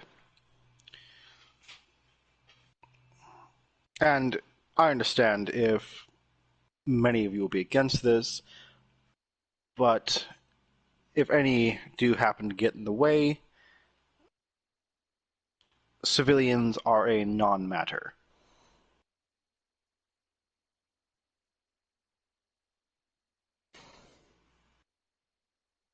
This is war. They know what's happening. If they don't want to get in the way, they should quite clearly leave. Anyone present on the field who presents you a threat is to be considered a combatant, whether they claim themselves a civilian or not.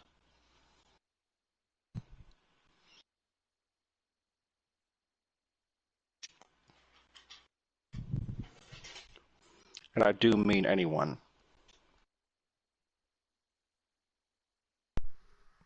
As you say, sir. Now, on to the mission 1.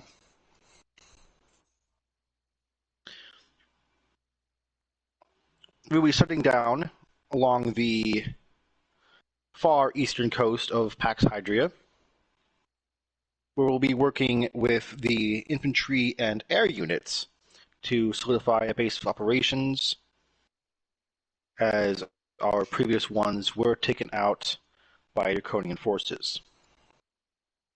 So as of this point right now, we do have no contact with our soldiers inside of enemy lines. So your objective will be to set up base of operations after a coordinated attack, and then find your way towards Militia, where we do have our allies there.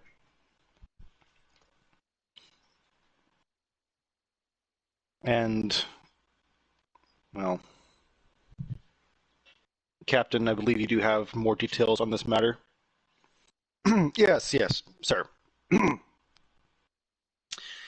There is a rebel group who aren't very amenable to either elves or us Ecclesians, and apparently they have a contact in one of the nightclubs in Militia. It's actually a string of nightclubs that exist in Militia, Draconis, Silvastria, and so on and so forth. But this particular one is known to have a regular contact present. Once you make your way there, you will be required to find him, track him down, capture him if possible, or, if need be, well, dispatch him. He has been causing quite many problems for our existing installations through Cairo Drago's dunes and along the Militian mountain pass. This guy has a great theme for theatrics. So, if you do encounter him, do make sure to keep it snappy. Thank you, Captain. One more thing. I understand each of you passed all of your appropriate exams, but I would like to see what you can do myself. So, I would like at least two of you to give me a little demonstration what you can do. No one needs to get hurt, mind you. Just whoever gets knocked down first is out. Sieg will step forward immediately. And gives you a smile of approval.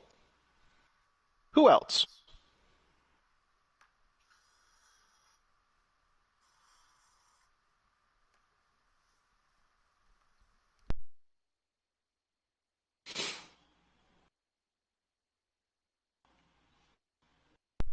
Cricket? If you don't choose, I will choose for you.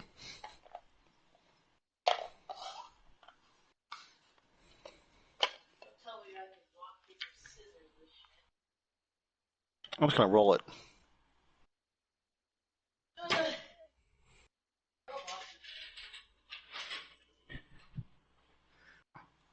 Well, let's see.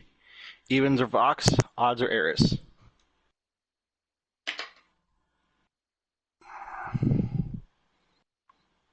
Sorry, babe.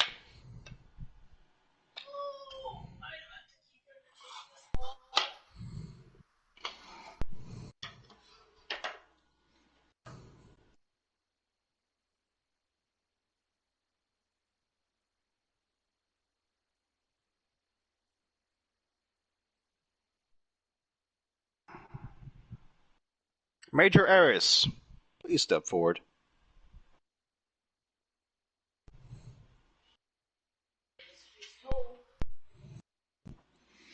Now, I understand the two of you are comrades, so I do expect a nice, friendly competition here.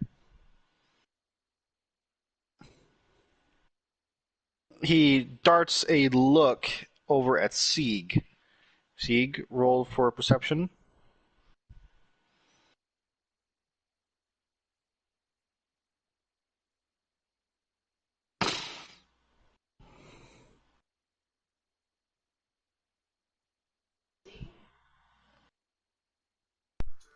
Uh, 19. Sorry, had myself muted. Oh. You recognize this look he gives you? It's the "don't fucking disappoint me." And based on the context, you understand that this is because she's an elf. He expects you not to lose. Right. Sieg will give a firm nod.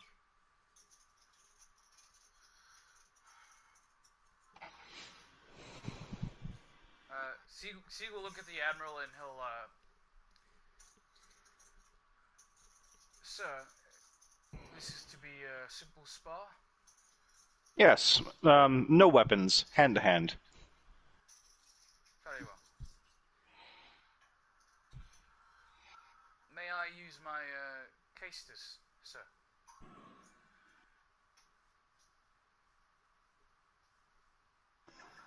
Hmm. They're kind of wrapped around Sieg's arms. He'll have to like unwrap them.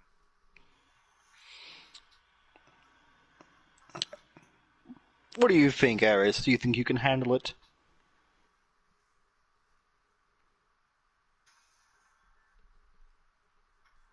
For context, essentially, Sieg has a couple metal plates over his knuckles that are leather bound to his arms. Just get this over with. Is that what she says to the Admiral? Yeah. Sieg looks like he glares at her. Ooh, feisty one, isn't she? Apparently so, sir. On your call. His look darkens as he looks at you.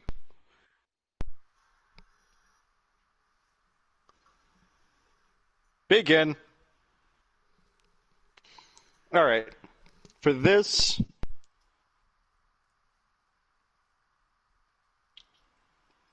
Roll initiative. more or less, uh, yeah, roll initiative first.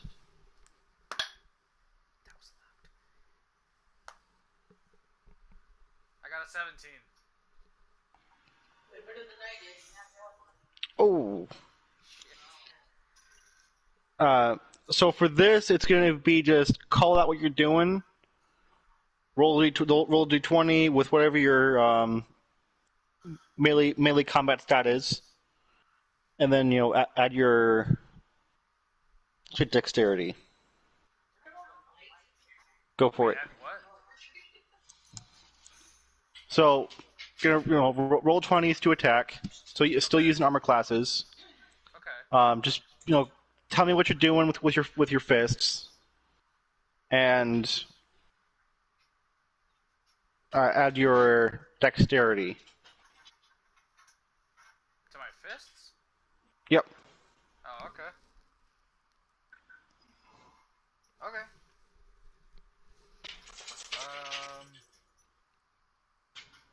So not I don't add my attack bonus. I add my dex. For this case, yes. This is a hand-to-hand melee. Are we still wearing our armor? Yep. Okay.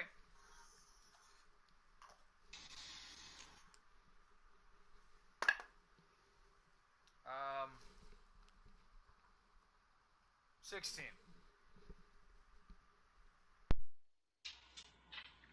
That make it? Nope. So Sieg rushes forward with a couple of standard like boxer jabs. She parries you like a casual. Motherfucker.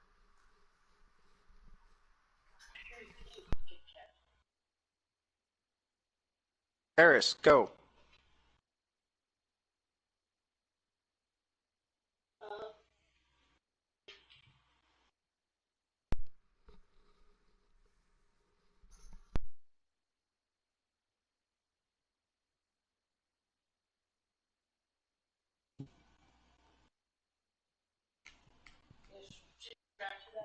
Claws.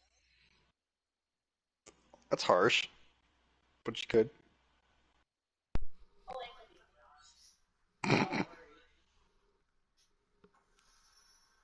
Okay, give it a roll.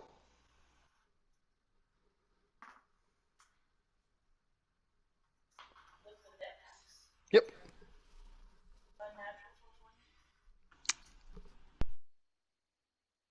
that was 24 to natural. miss. Oh, just say flaccid or modified. Okay. Uh, My AC is a 24. It doesn't hit. okay. So that kind of just scratches off your armor.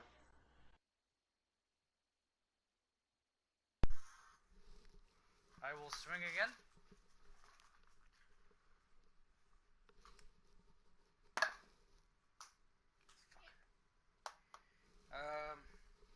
I got a 17 that time.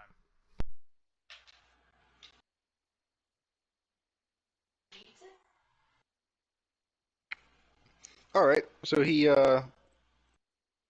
strikes you point blank in the chest with a powerful, pretty meaty punch, and it's gonna knock you back a bit.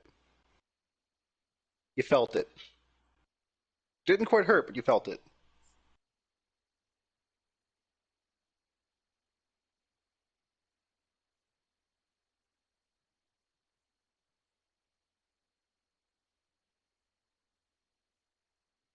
Kick his knee.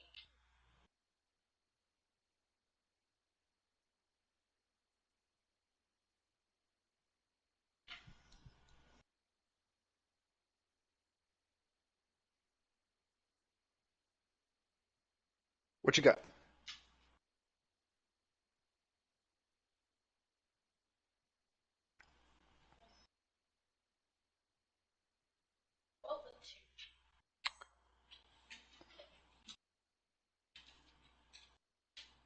Hmm. That makes me wonder.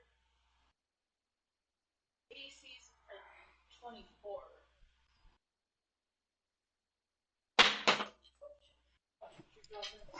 Dog's right there. Oh, what's your AC?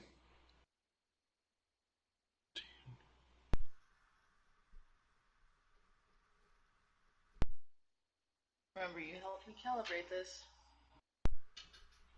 I had to hit a 17 to hit her, so Yeah. No. Real quick. Pause.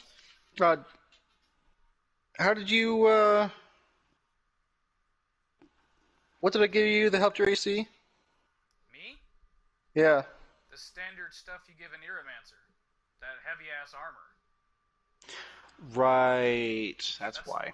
that's also why I double checked with you that we were rolling our decks and not our attack bonuses, because I remember you telling me I had a considerably stronger AC than the normal officers.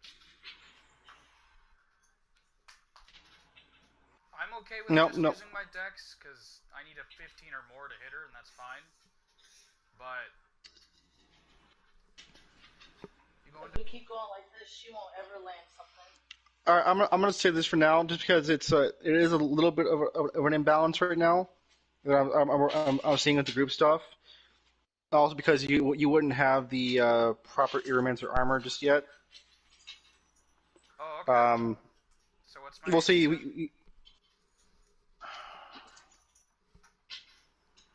Let's see. You're an Aeromancer, so you're still tanky. 18, 19. 18, yeah, Okay, 18. We'll say. that'll work for me. That's fine. Sorry, guys. That was an oversight on my part. I do apologize. That's okay. I thought it was weird when you said we were using Dex, because I was like, she's unless she has a max fucking like unless she has a max strength score, she's not gonna hit me. Or she gets a natural 20. Like that's it. Yeah. Okay. Fucking Nightmare is whipping Astaroth's ass right now. He typically does. Get it, boy.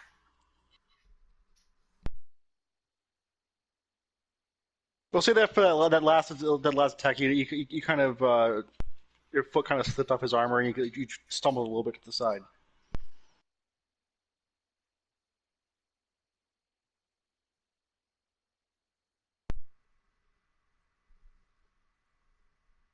See, you're back up.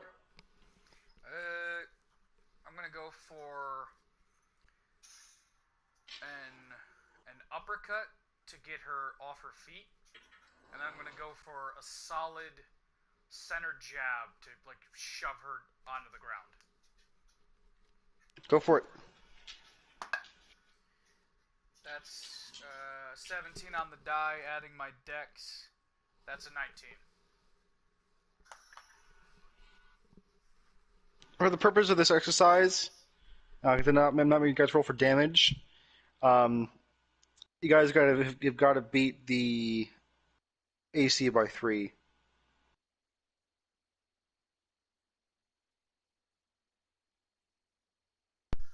Oh, okay. So her AC's 17. 17. So you have at least a modified 20. Yeah, I gotta get it. Okay. Okay. Still lifted her off her ass though. Oh yeah. No, that would have shook her a bit.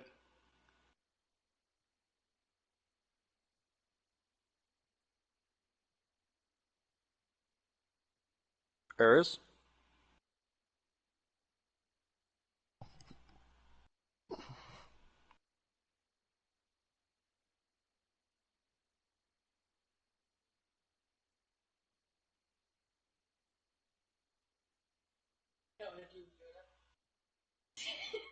Like pole vault over him and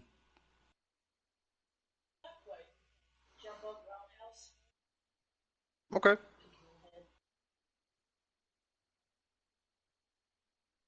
Oakley dokley. give her a roll. 19. You made his head spin a little bit. See your bell's a bit rung. Do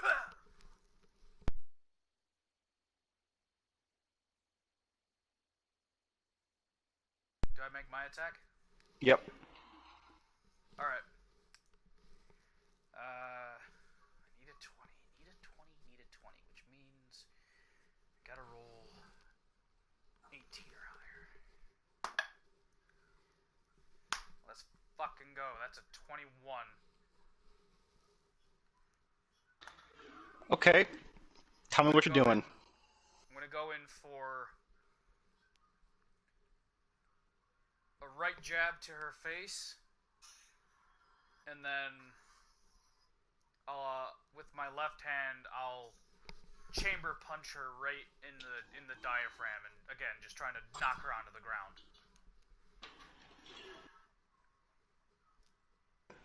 Well, you made her head reel a little bit, and then with the second punch, you knocked her flat on her ass. Sieg will, glancing over at the admiral, he'll hesitate for a half a second, and then he'll put his foot on her chest plate, and he'll raise a fist victoriously. The admiral smiles at you.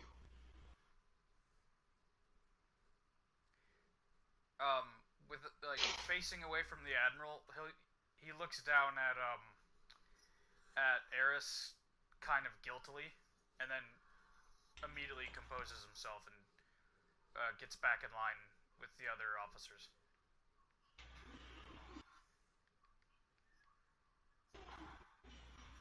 All right. Eris, what you doing? Looks all her being formation. Oh. Nothing to it. All right. Well, splendid show. You both do show decent promise. Although in the future, I do expect you both to have a little bit more fortitude in the matter. But this is a good start.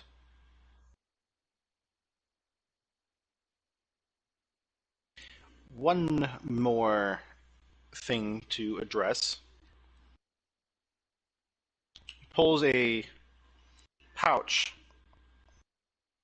out of one of the inner linings of his jacket, and in it are 4 medallions. He hands one to each of you. Whatever you do, do not lose these. Keep these on your persons at all times. These will help ward off. Well, let me show you. So he goes to the far end of the training room after having given you each one of your medallions, and he opens the wall inward.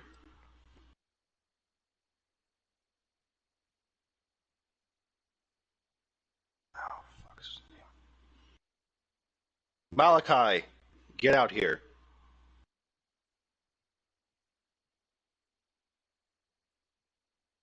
Out of the darkness steps a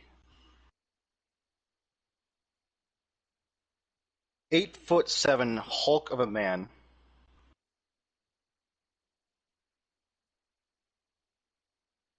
Dressed head to toe in brigandine and with chains around his wrists and his ankles, also around his neck.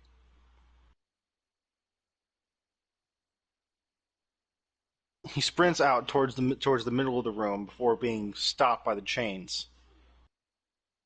And he's just eyeballing every one of you. In his appearance, he is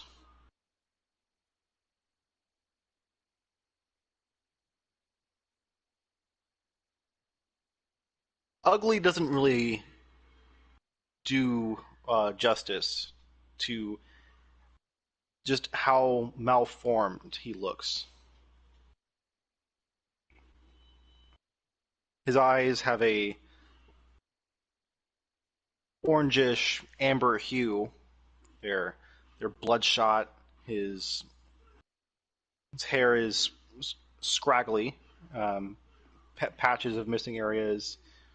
He's got bite marks in parts of his face from jaws roughly the size of his own, and he's just snarling at you, before he kind of opens his mouth into a toothy grin and speaks to you. So, this is the fresh meat?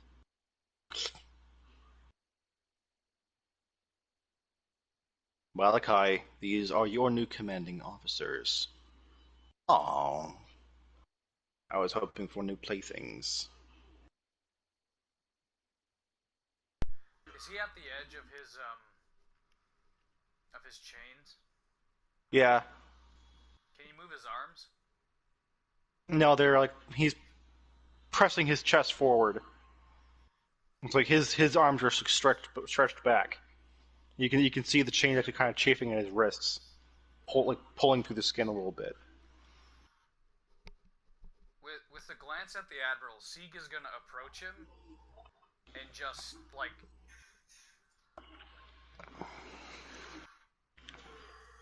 just take the sword, take Sieg's special sword, and he's just gonna kind of like line up the flat of the blade just a few inches away from Malachi's face, and then just pull it back and backhand him with it.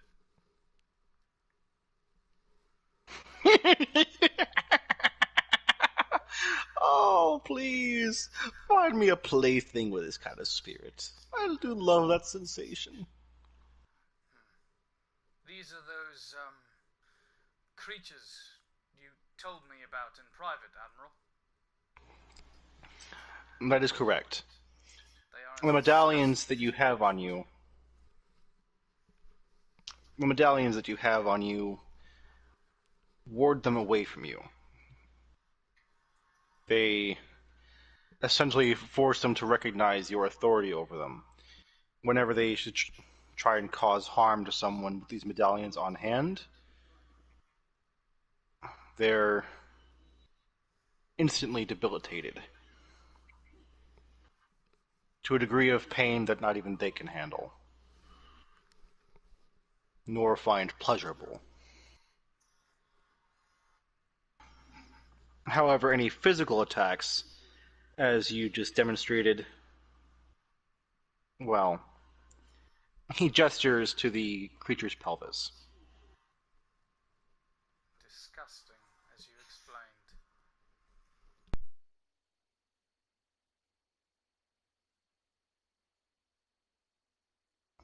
explained. It's an unfortunate byproduct of their design, but they are most effective in the field. In the back room, in the darkness amongst him, there is roughly 40 of these creatures. Each one is roughly the same amount of strength as a Dragoon Knight in Draconis. So, each one of your platoons, when going out and about, will have about 4 of these with you. Malachi himself is what you can know as an alpha. He is the only one capable of intelligent, if you can call it that, thought, or more than just the basic instinct of the other ones, who are really just ravenous monsters. All right, Malachi, go back to your cage. Oh, you bring me playthings soon. I'm getting bored. Yes, yes. We're almost there. Good. You hear that sound kind of echo as he goes back into the darkness.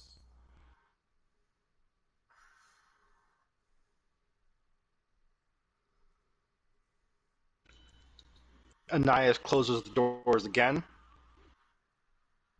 Now, now that you understand what kind of creature you're dealing with, and that you know that you can control them, I would say that you are, well, you have had a decent initial debriefing.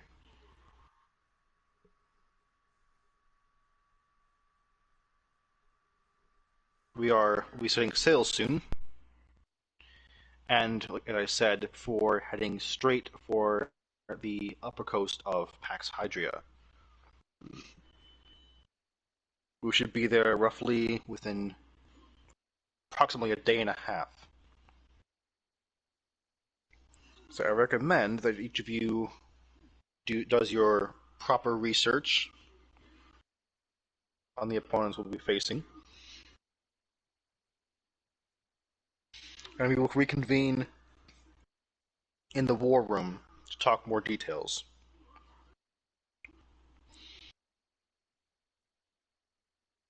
Dismissed. So, Sieg will wait a moment for the other officers to leave until it's just him and the Admiral.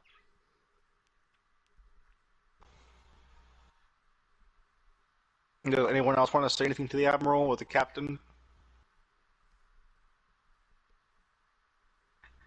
Eris is like, I'm getting the fuck out of here.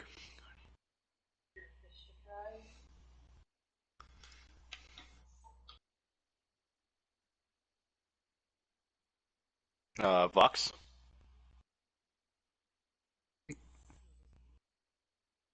Okay.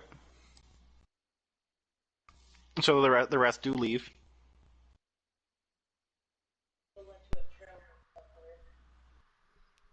Sieg kind of softens his posture a little bit and turns to Ananias and says, well, I think I've done my part to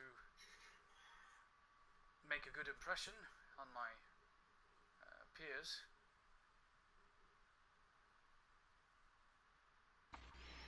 Indeed. It seems they've done the same with you. Especially that Eris, was it? I believe that's her name, yes. Hmm. Don't grow too fond of them. You do know that they are just means to an end. Of course. Simply things to be used as tools. And don't forget it. Of course, Father. I would never forget your words. Hmm. Oh, and a side note for you. Yes? Keep an eye on the captain for me. May I ask why? There's been some rumors that he's offered comments of dissension against the Emperor's existing campaign. I wanted to ensure that his loyalties are still properly aligned.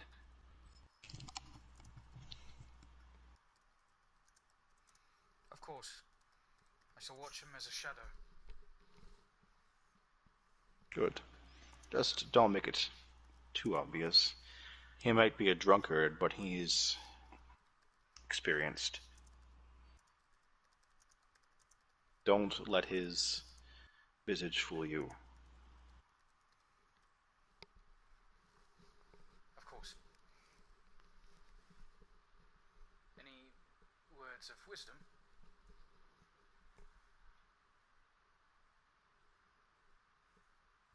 Anyways, I have my knightly respects to pay. You know what I am speaking of. Would you like me to join you? I can't exactly do it in the officer's cabin. Have you brought an offering? A small liter of blood. That should do just fine. Make sure to pay them to your sword as well. Of course. You're the formidable ally, and an even more formidable enemy, so you displease him. I would never dream of it. He has granted me Good. such power and skill. I would like to think of us as partners, if nothing else.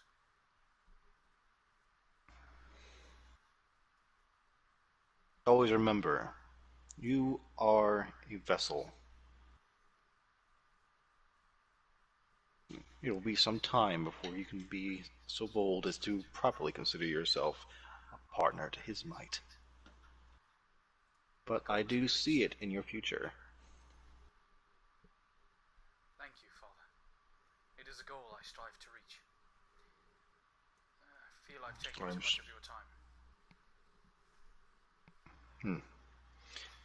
And another note, once we get to Pax Hydria, you will have chances to find finer offerings. I look forward to it. So you two will go off and take care of that matter.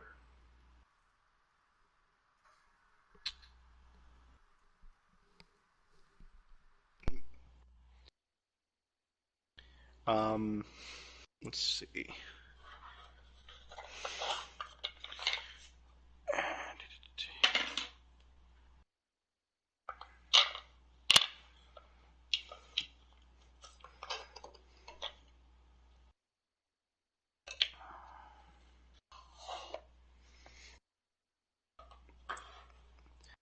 The captain will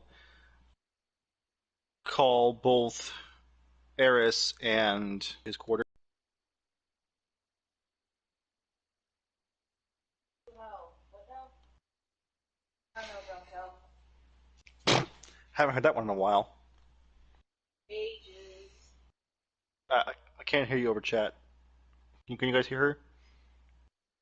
I can hear it through you. Hmm. Do you have yourself muted?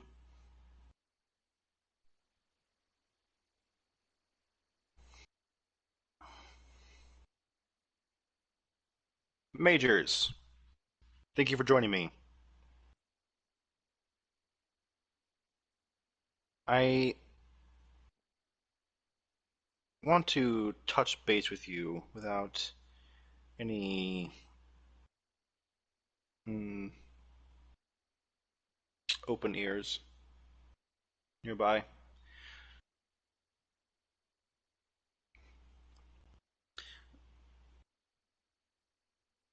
I'm not going to give you any misconceptions about what's going on here.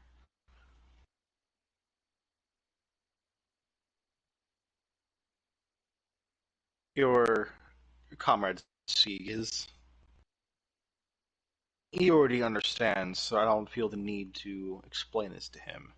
As his father is indeed the admiral.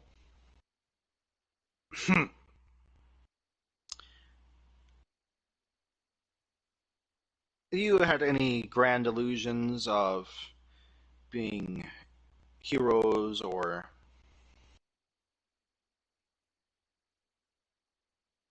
legends out here? Forget it. Most of what we do is very off the books. It is dark shit.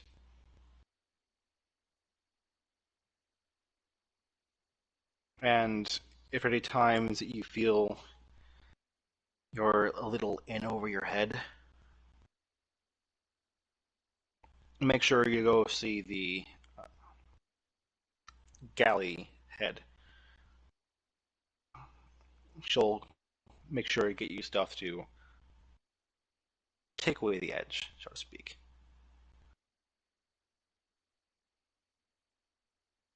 You got a long road ahead of you, kids. And For too long, the little brights of your eyes are going to get a lot darker.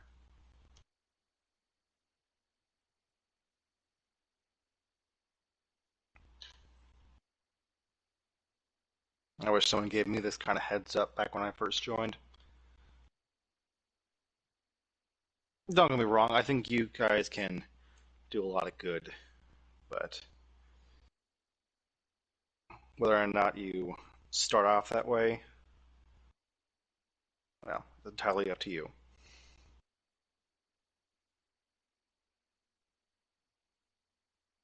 No, that's really all I wanted to say to you for now. I'll be keeping close eye on how you're progressing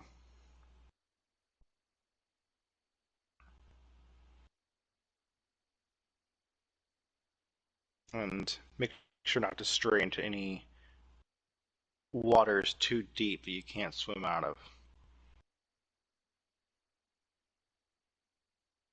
Okay? Good talk. Go get something to eat. Galley closes at 2000 hours, just in case you're wondering.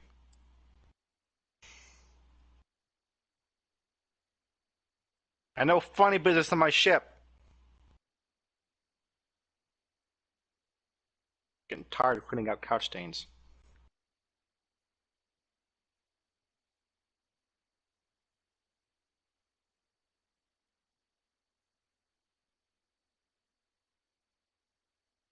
So the three of you are able to reconvene in the um, commons slash barracks area.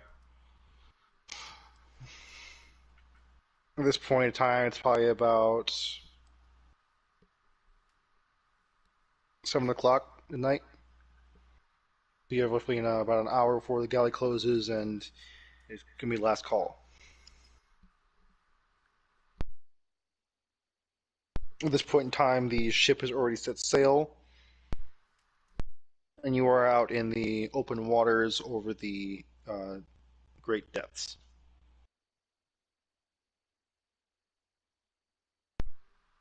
Sieg will grab a bite to eat. Uh, and then he'll go into the officers' quarters. And would there be like a desk for him to have, or? Yep. Each of you has your bed, a chest that slides underneath the bed that makes up the total length of it. It has all your personal belongings inside. At the foot of it will be a desk for each of you to work with. It has blinds around it so that if you have to turn the light while others are sleeping, it won't interfere with their rest. On the opposite side of the room, there's a half wall, a couple of lounge chairs, couches, kind of like recliners or whatnot, and a little bit of entertainment equipment in there. Sieg will sit at his desk and start. Fuck. Where is it? Hang on. Sorry. Trying to find it. Trying to find it. Where did I write it down? Do do do do do do do do do do. There it is. I know what I'm doing. I swear.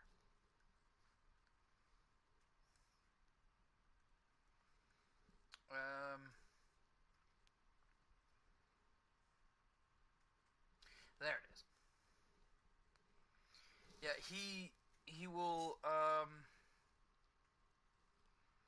start kind of he's got some privacy. He's gonna take some of the spare blood he has and quickly kind of bathe down his one sword with it. And once that's done, he's gonna start writing a letter to Nigel and Marcelia.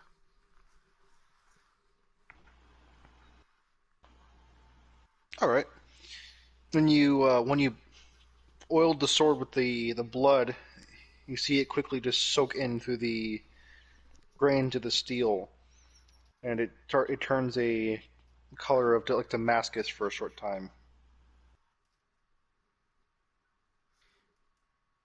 Not the See, color. kind of, It starts to turn like into Damascus, but red colored. right. See, kind of loses himself staring at it reverently for a moment, and then he writes that letter. Okay.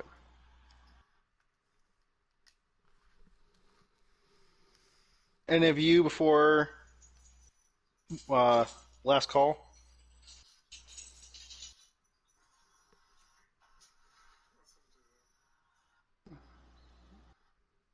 Conversation with your fellow officers?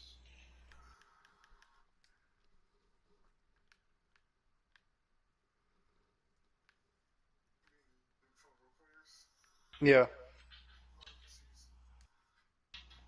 Uh, Player characters.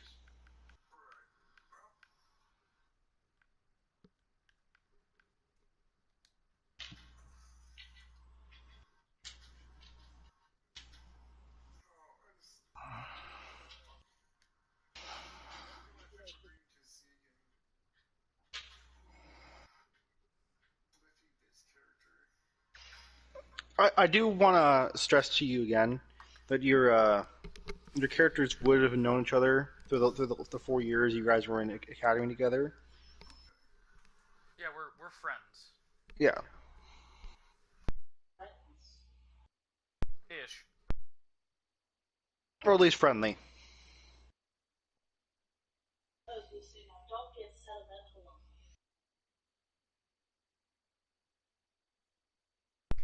I'll explain this since you guys would really know this about Sieg. What he calls friendship is not what other people call friendship.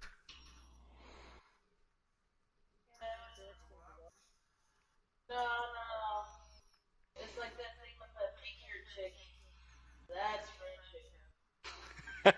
No, that's a fuck buddy.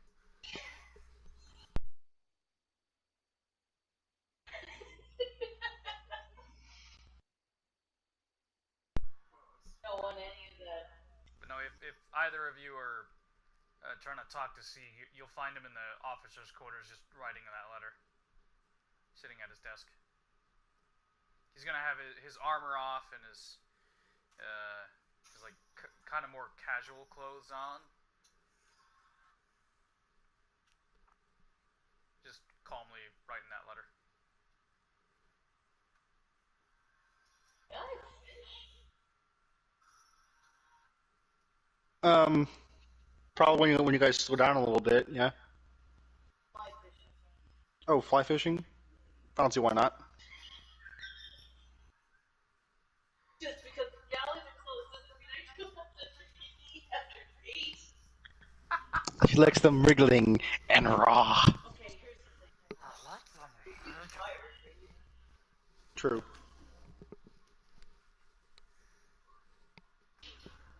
I don't know. Like I said, like grab trail mix, find some other stuff. I mean, you could try and catch something. See what you pull out. Curious, what kind of wildlife do we have out here? It's an ocean. Think of an aquatic animal. Yeah, I know. I'm also thinking of the goblet fish. And those things are freaking ugly once they're out of the water. Not that they look much better in the water, but still. Well, you have some varieties of surface eel.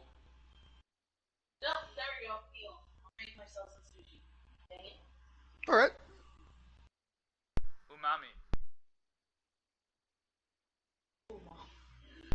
That's what it's called. It's not called Ooh, sushi. mommy. It's called no. Fuck you both. The Japanese restaurant we go to would disagree It shouldn't be called sushi. with actual Japanese people.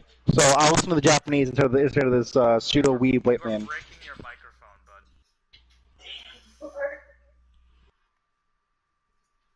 every Might as well syllable spell is it while you're at it.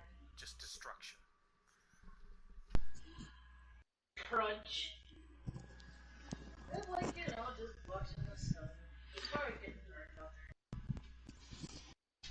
there. You're getting to see some of that orange-violet skyline. Makes you think of Pirates of the Caribbean. Mm. Ship goes down. Also, for those of you who didn't know as well, the night moon is basically like a big glowing sapphire with a amethyst scar down the middle.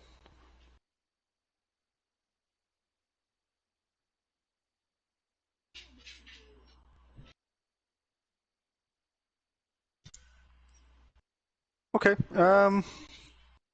Roll a d6 for me. Yep.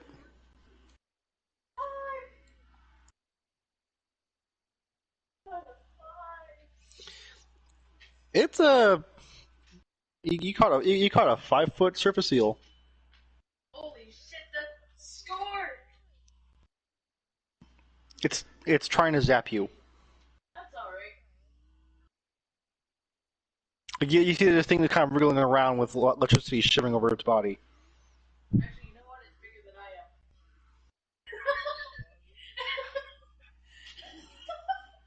I freaking forgot. That thing's bigger than I am. Yeah, it is. I thought that would be comical to see, I was trying to, essentially tap dancing, make sure you don't get zapped by those things. Fair enough. You're immune to it. Or bitten. Don't want to ruin the clothes. True. You can just snap its neck. There you go. Right!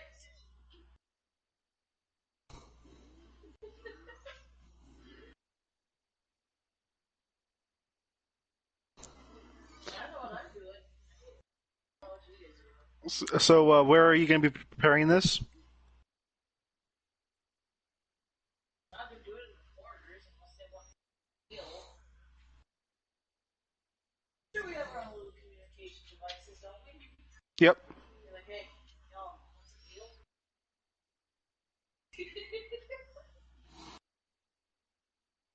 Does anyone respond?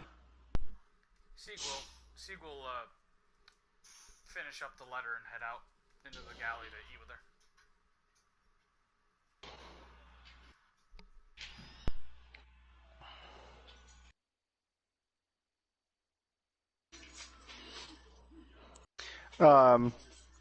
Major Wood sticks his head through the door in the galley, and just goes to you guys. Hey, I put the kids to bed.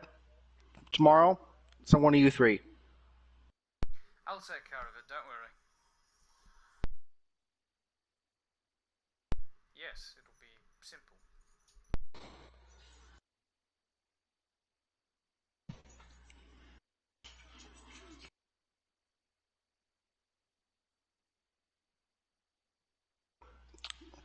Roll 20 d20 to see how well you made the eel. Oh, nat 20. This is the best fucking eel that Sieg has ever tasted. Aris, why didn't you tell me you were a professional chef? Nobody asked. Fair. Are we... are they alone in the galley? Yeah, it's just the three of you guys. All of the non-officers have been put to bed. There's no one else there? Yep. No one else is there. Actually, let me see.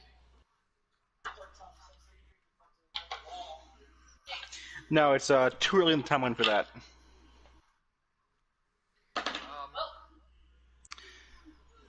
There's a janitor who's blasting his headphones. Sieg will kind of stop eating mid-bite and just kind of send a guilty glance over at Eris and then kind of continue eating. Don't worry, I saved it. I'll clean up the mess. No, Eris, about earlier. Um, I'm sorry for stepping on you like that. It's not something I should do to a fellow officer. It's alright, you were putting on a show for your dear admiral. No hard feelings. He's So if you my... do that again, I'm gonna knock you on your ass. Fair enough. How about next time I prepare the meal? Sure. Show me your culinary skills. I have none. My Hey, meals were no. cooked for me from a young age. I have no skill in the kitchen whatsoever. Sure, we can teach you. I can make cereal.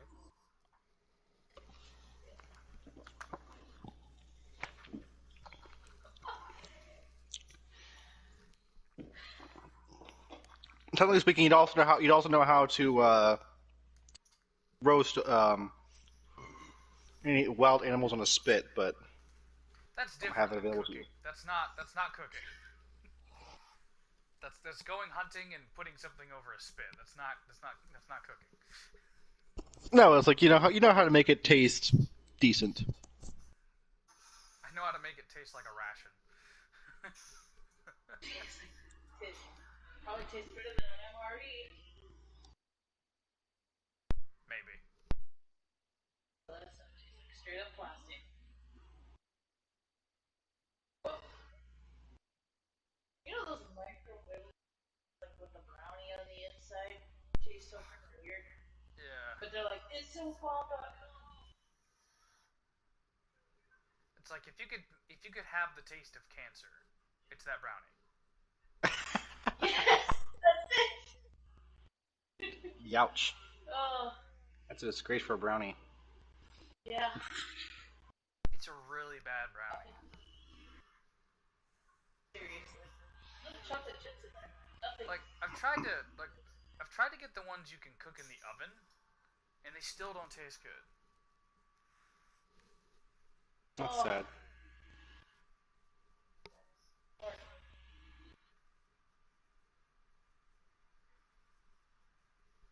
Did Vox at least bring wasabi or something?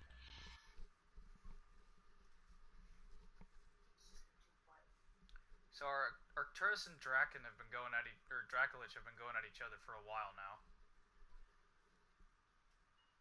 They're And doing well.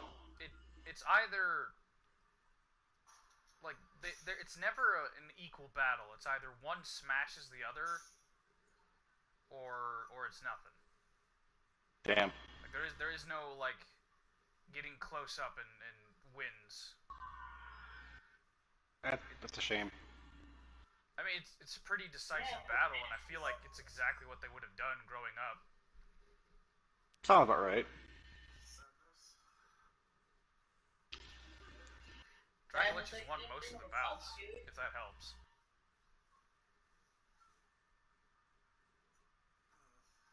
Vox, were you did you assist in any way?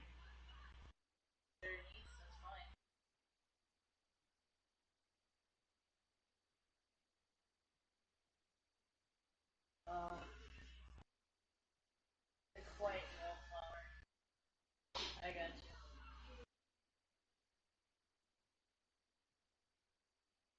All right. Well, each of you feel very full after having a full helping of eel.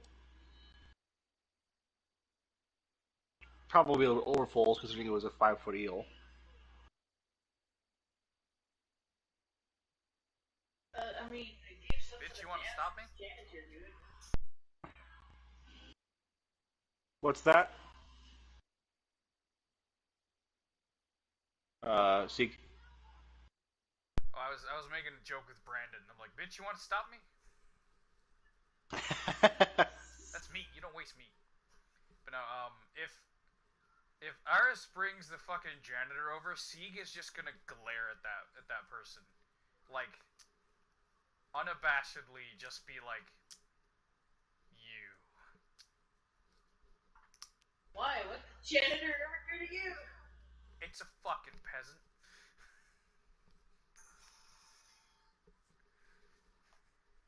Or no, wait. So are I you. suppose is the janitor a sailor or just a civilian? He's a sailor. Oh, then never mind. I was gonna say, not that, obviously. If they're military or strong or pretty much anything but a normal person, Sieg will give them some measure of respect. But if it's some random fucking civilian and they are intruding in a way, Sieg's gonna be a dick about it.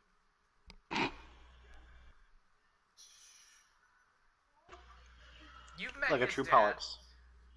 Like a true Pollux. Like a true Pollux. Mostly. Oh man. Kinda. I mean, not actually a true Pollux, but close. Well, no, it's yeah. It's not a one-to-one.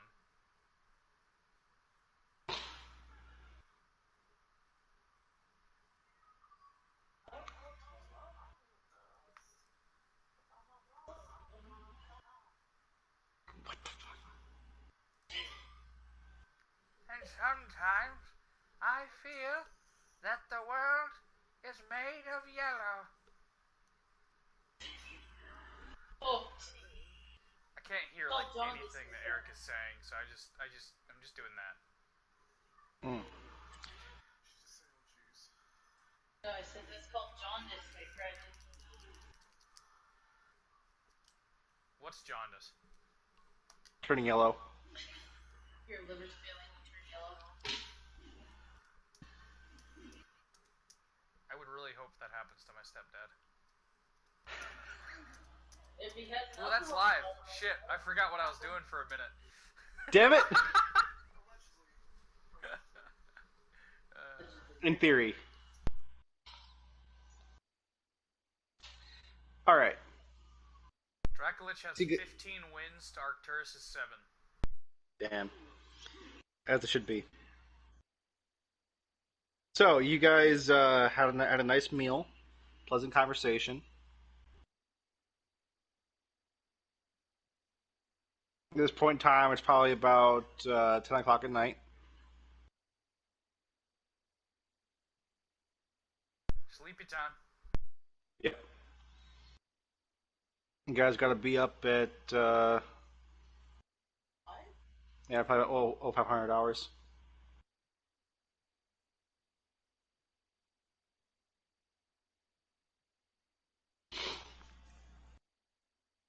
So y'all going to get some Betty Bye?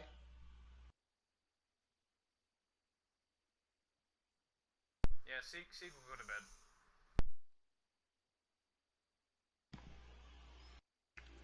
Sieg sees that Wood is already asleep,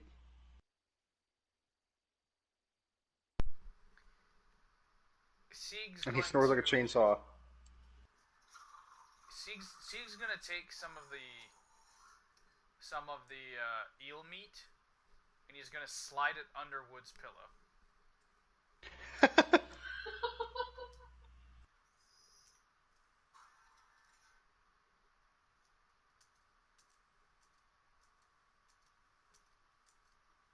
And then Sieg goes to bed.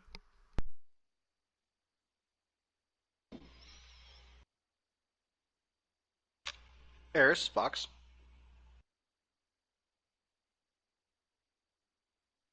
you going to bed too?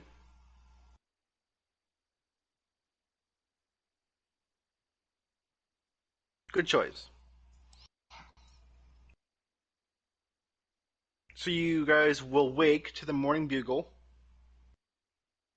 at 0500. Get your shit going. Make your rounds to make sure all the um, children, quote unquote, are awake. It's the navy their navy term for just common sailors, non-officers. Yeah, yeah. You call them the kids.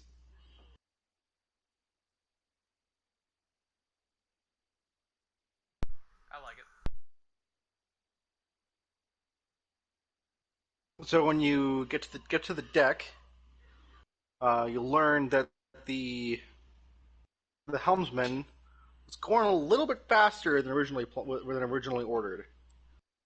Apparently, he got some orders uh, from the nighttime comms that you guys had to speed up your um, course to get to Pax Hydra quicker.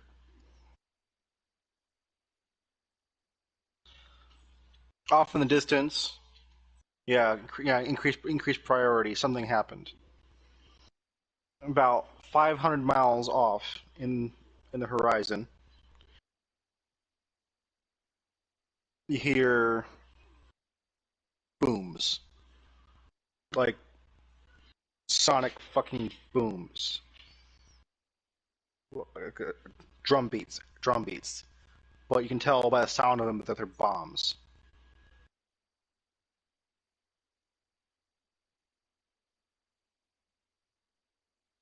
There's clear signs of a really brutal battle happening on the horizon. The admiral rushes up the stairs and kind of pokes his head over the railing, and he orders you guys down into the war room.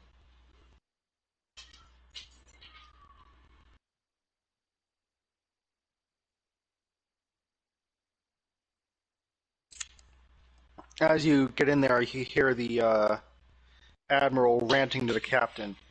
Incompetent fool! If he knew that we had to speed up our way into this drop zone, he should have woken us up so we could inform the officers. There's not enough time. Damn it!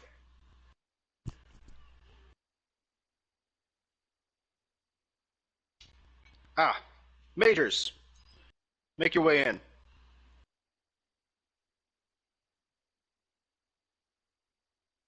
So, here is the update for this morning. At 0100 hours last night, the helmsman received word from our forward operations center. It was in Militia that the Hydrian forces have been amassing heavily on the peaceful coast. So this is not going to be as simple as we originally thought it was going to be.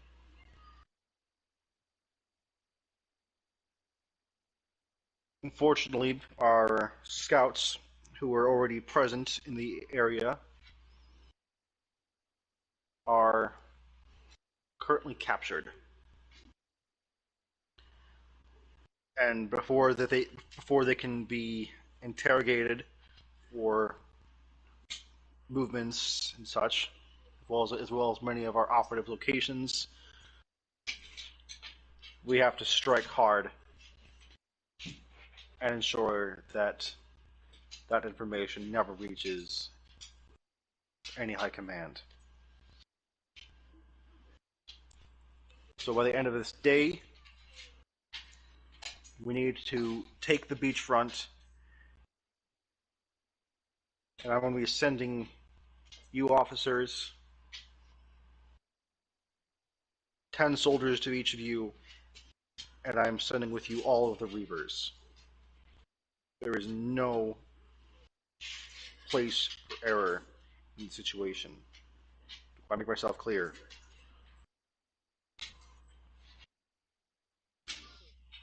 Yes, sir, of course. Our Air Force will take out any of the artillery on the beachfront, weather down the ground forces, and then we'll send in the infantry to clear out any of the other advanced units.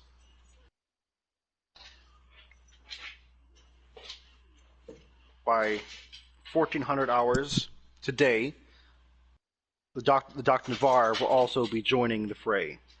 After they join in and take out any other special forces, and God forbid, Hydras, you will sneak behind enemy lines, get to their forward command center, and find our people.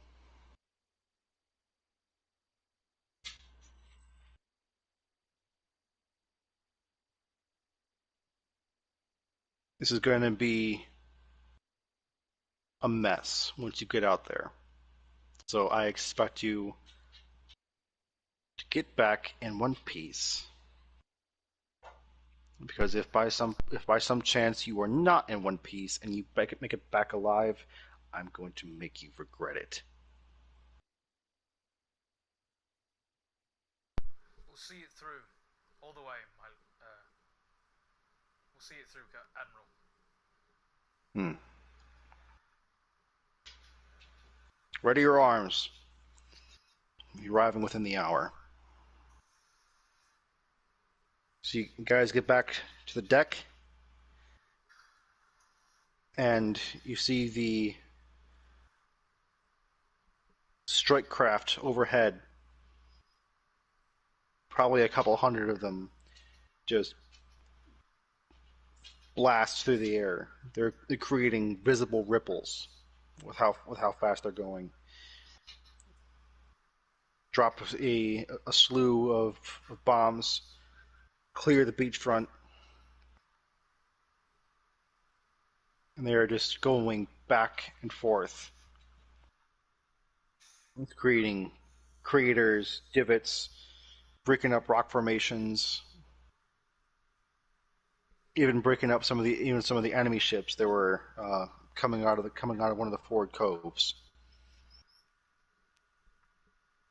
You see the infantry ships hit the land and start just flowing out soldiers like ants out of a hive.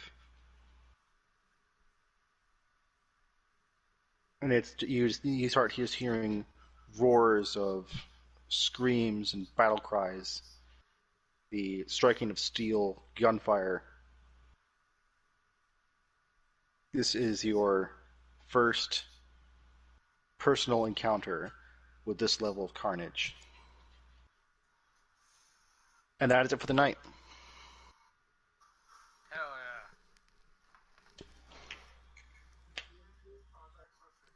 yeah. Mm-hmm.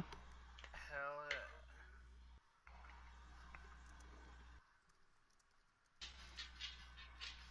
So what are your thoughts, folks?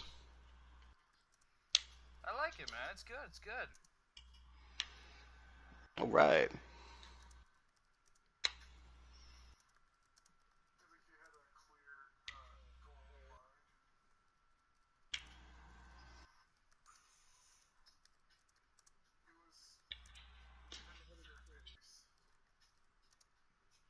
Cool.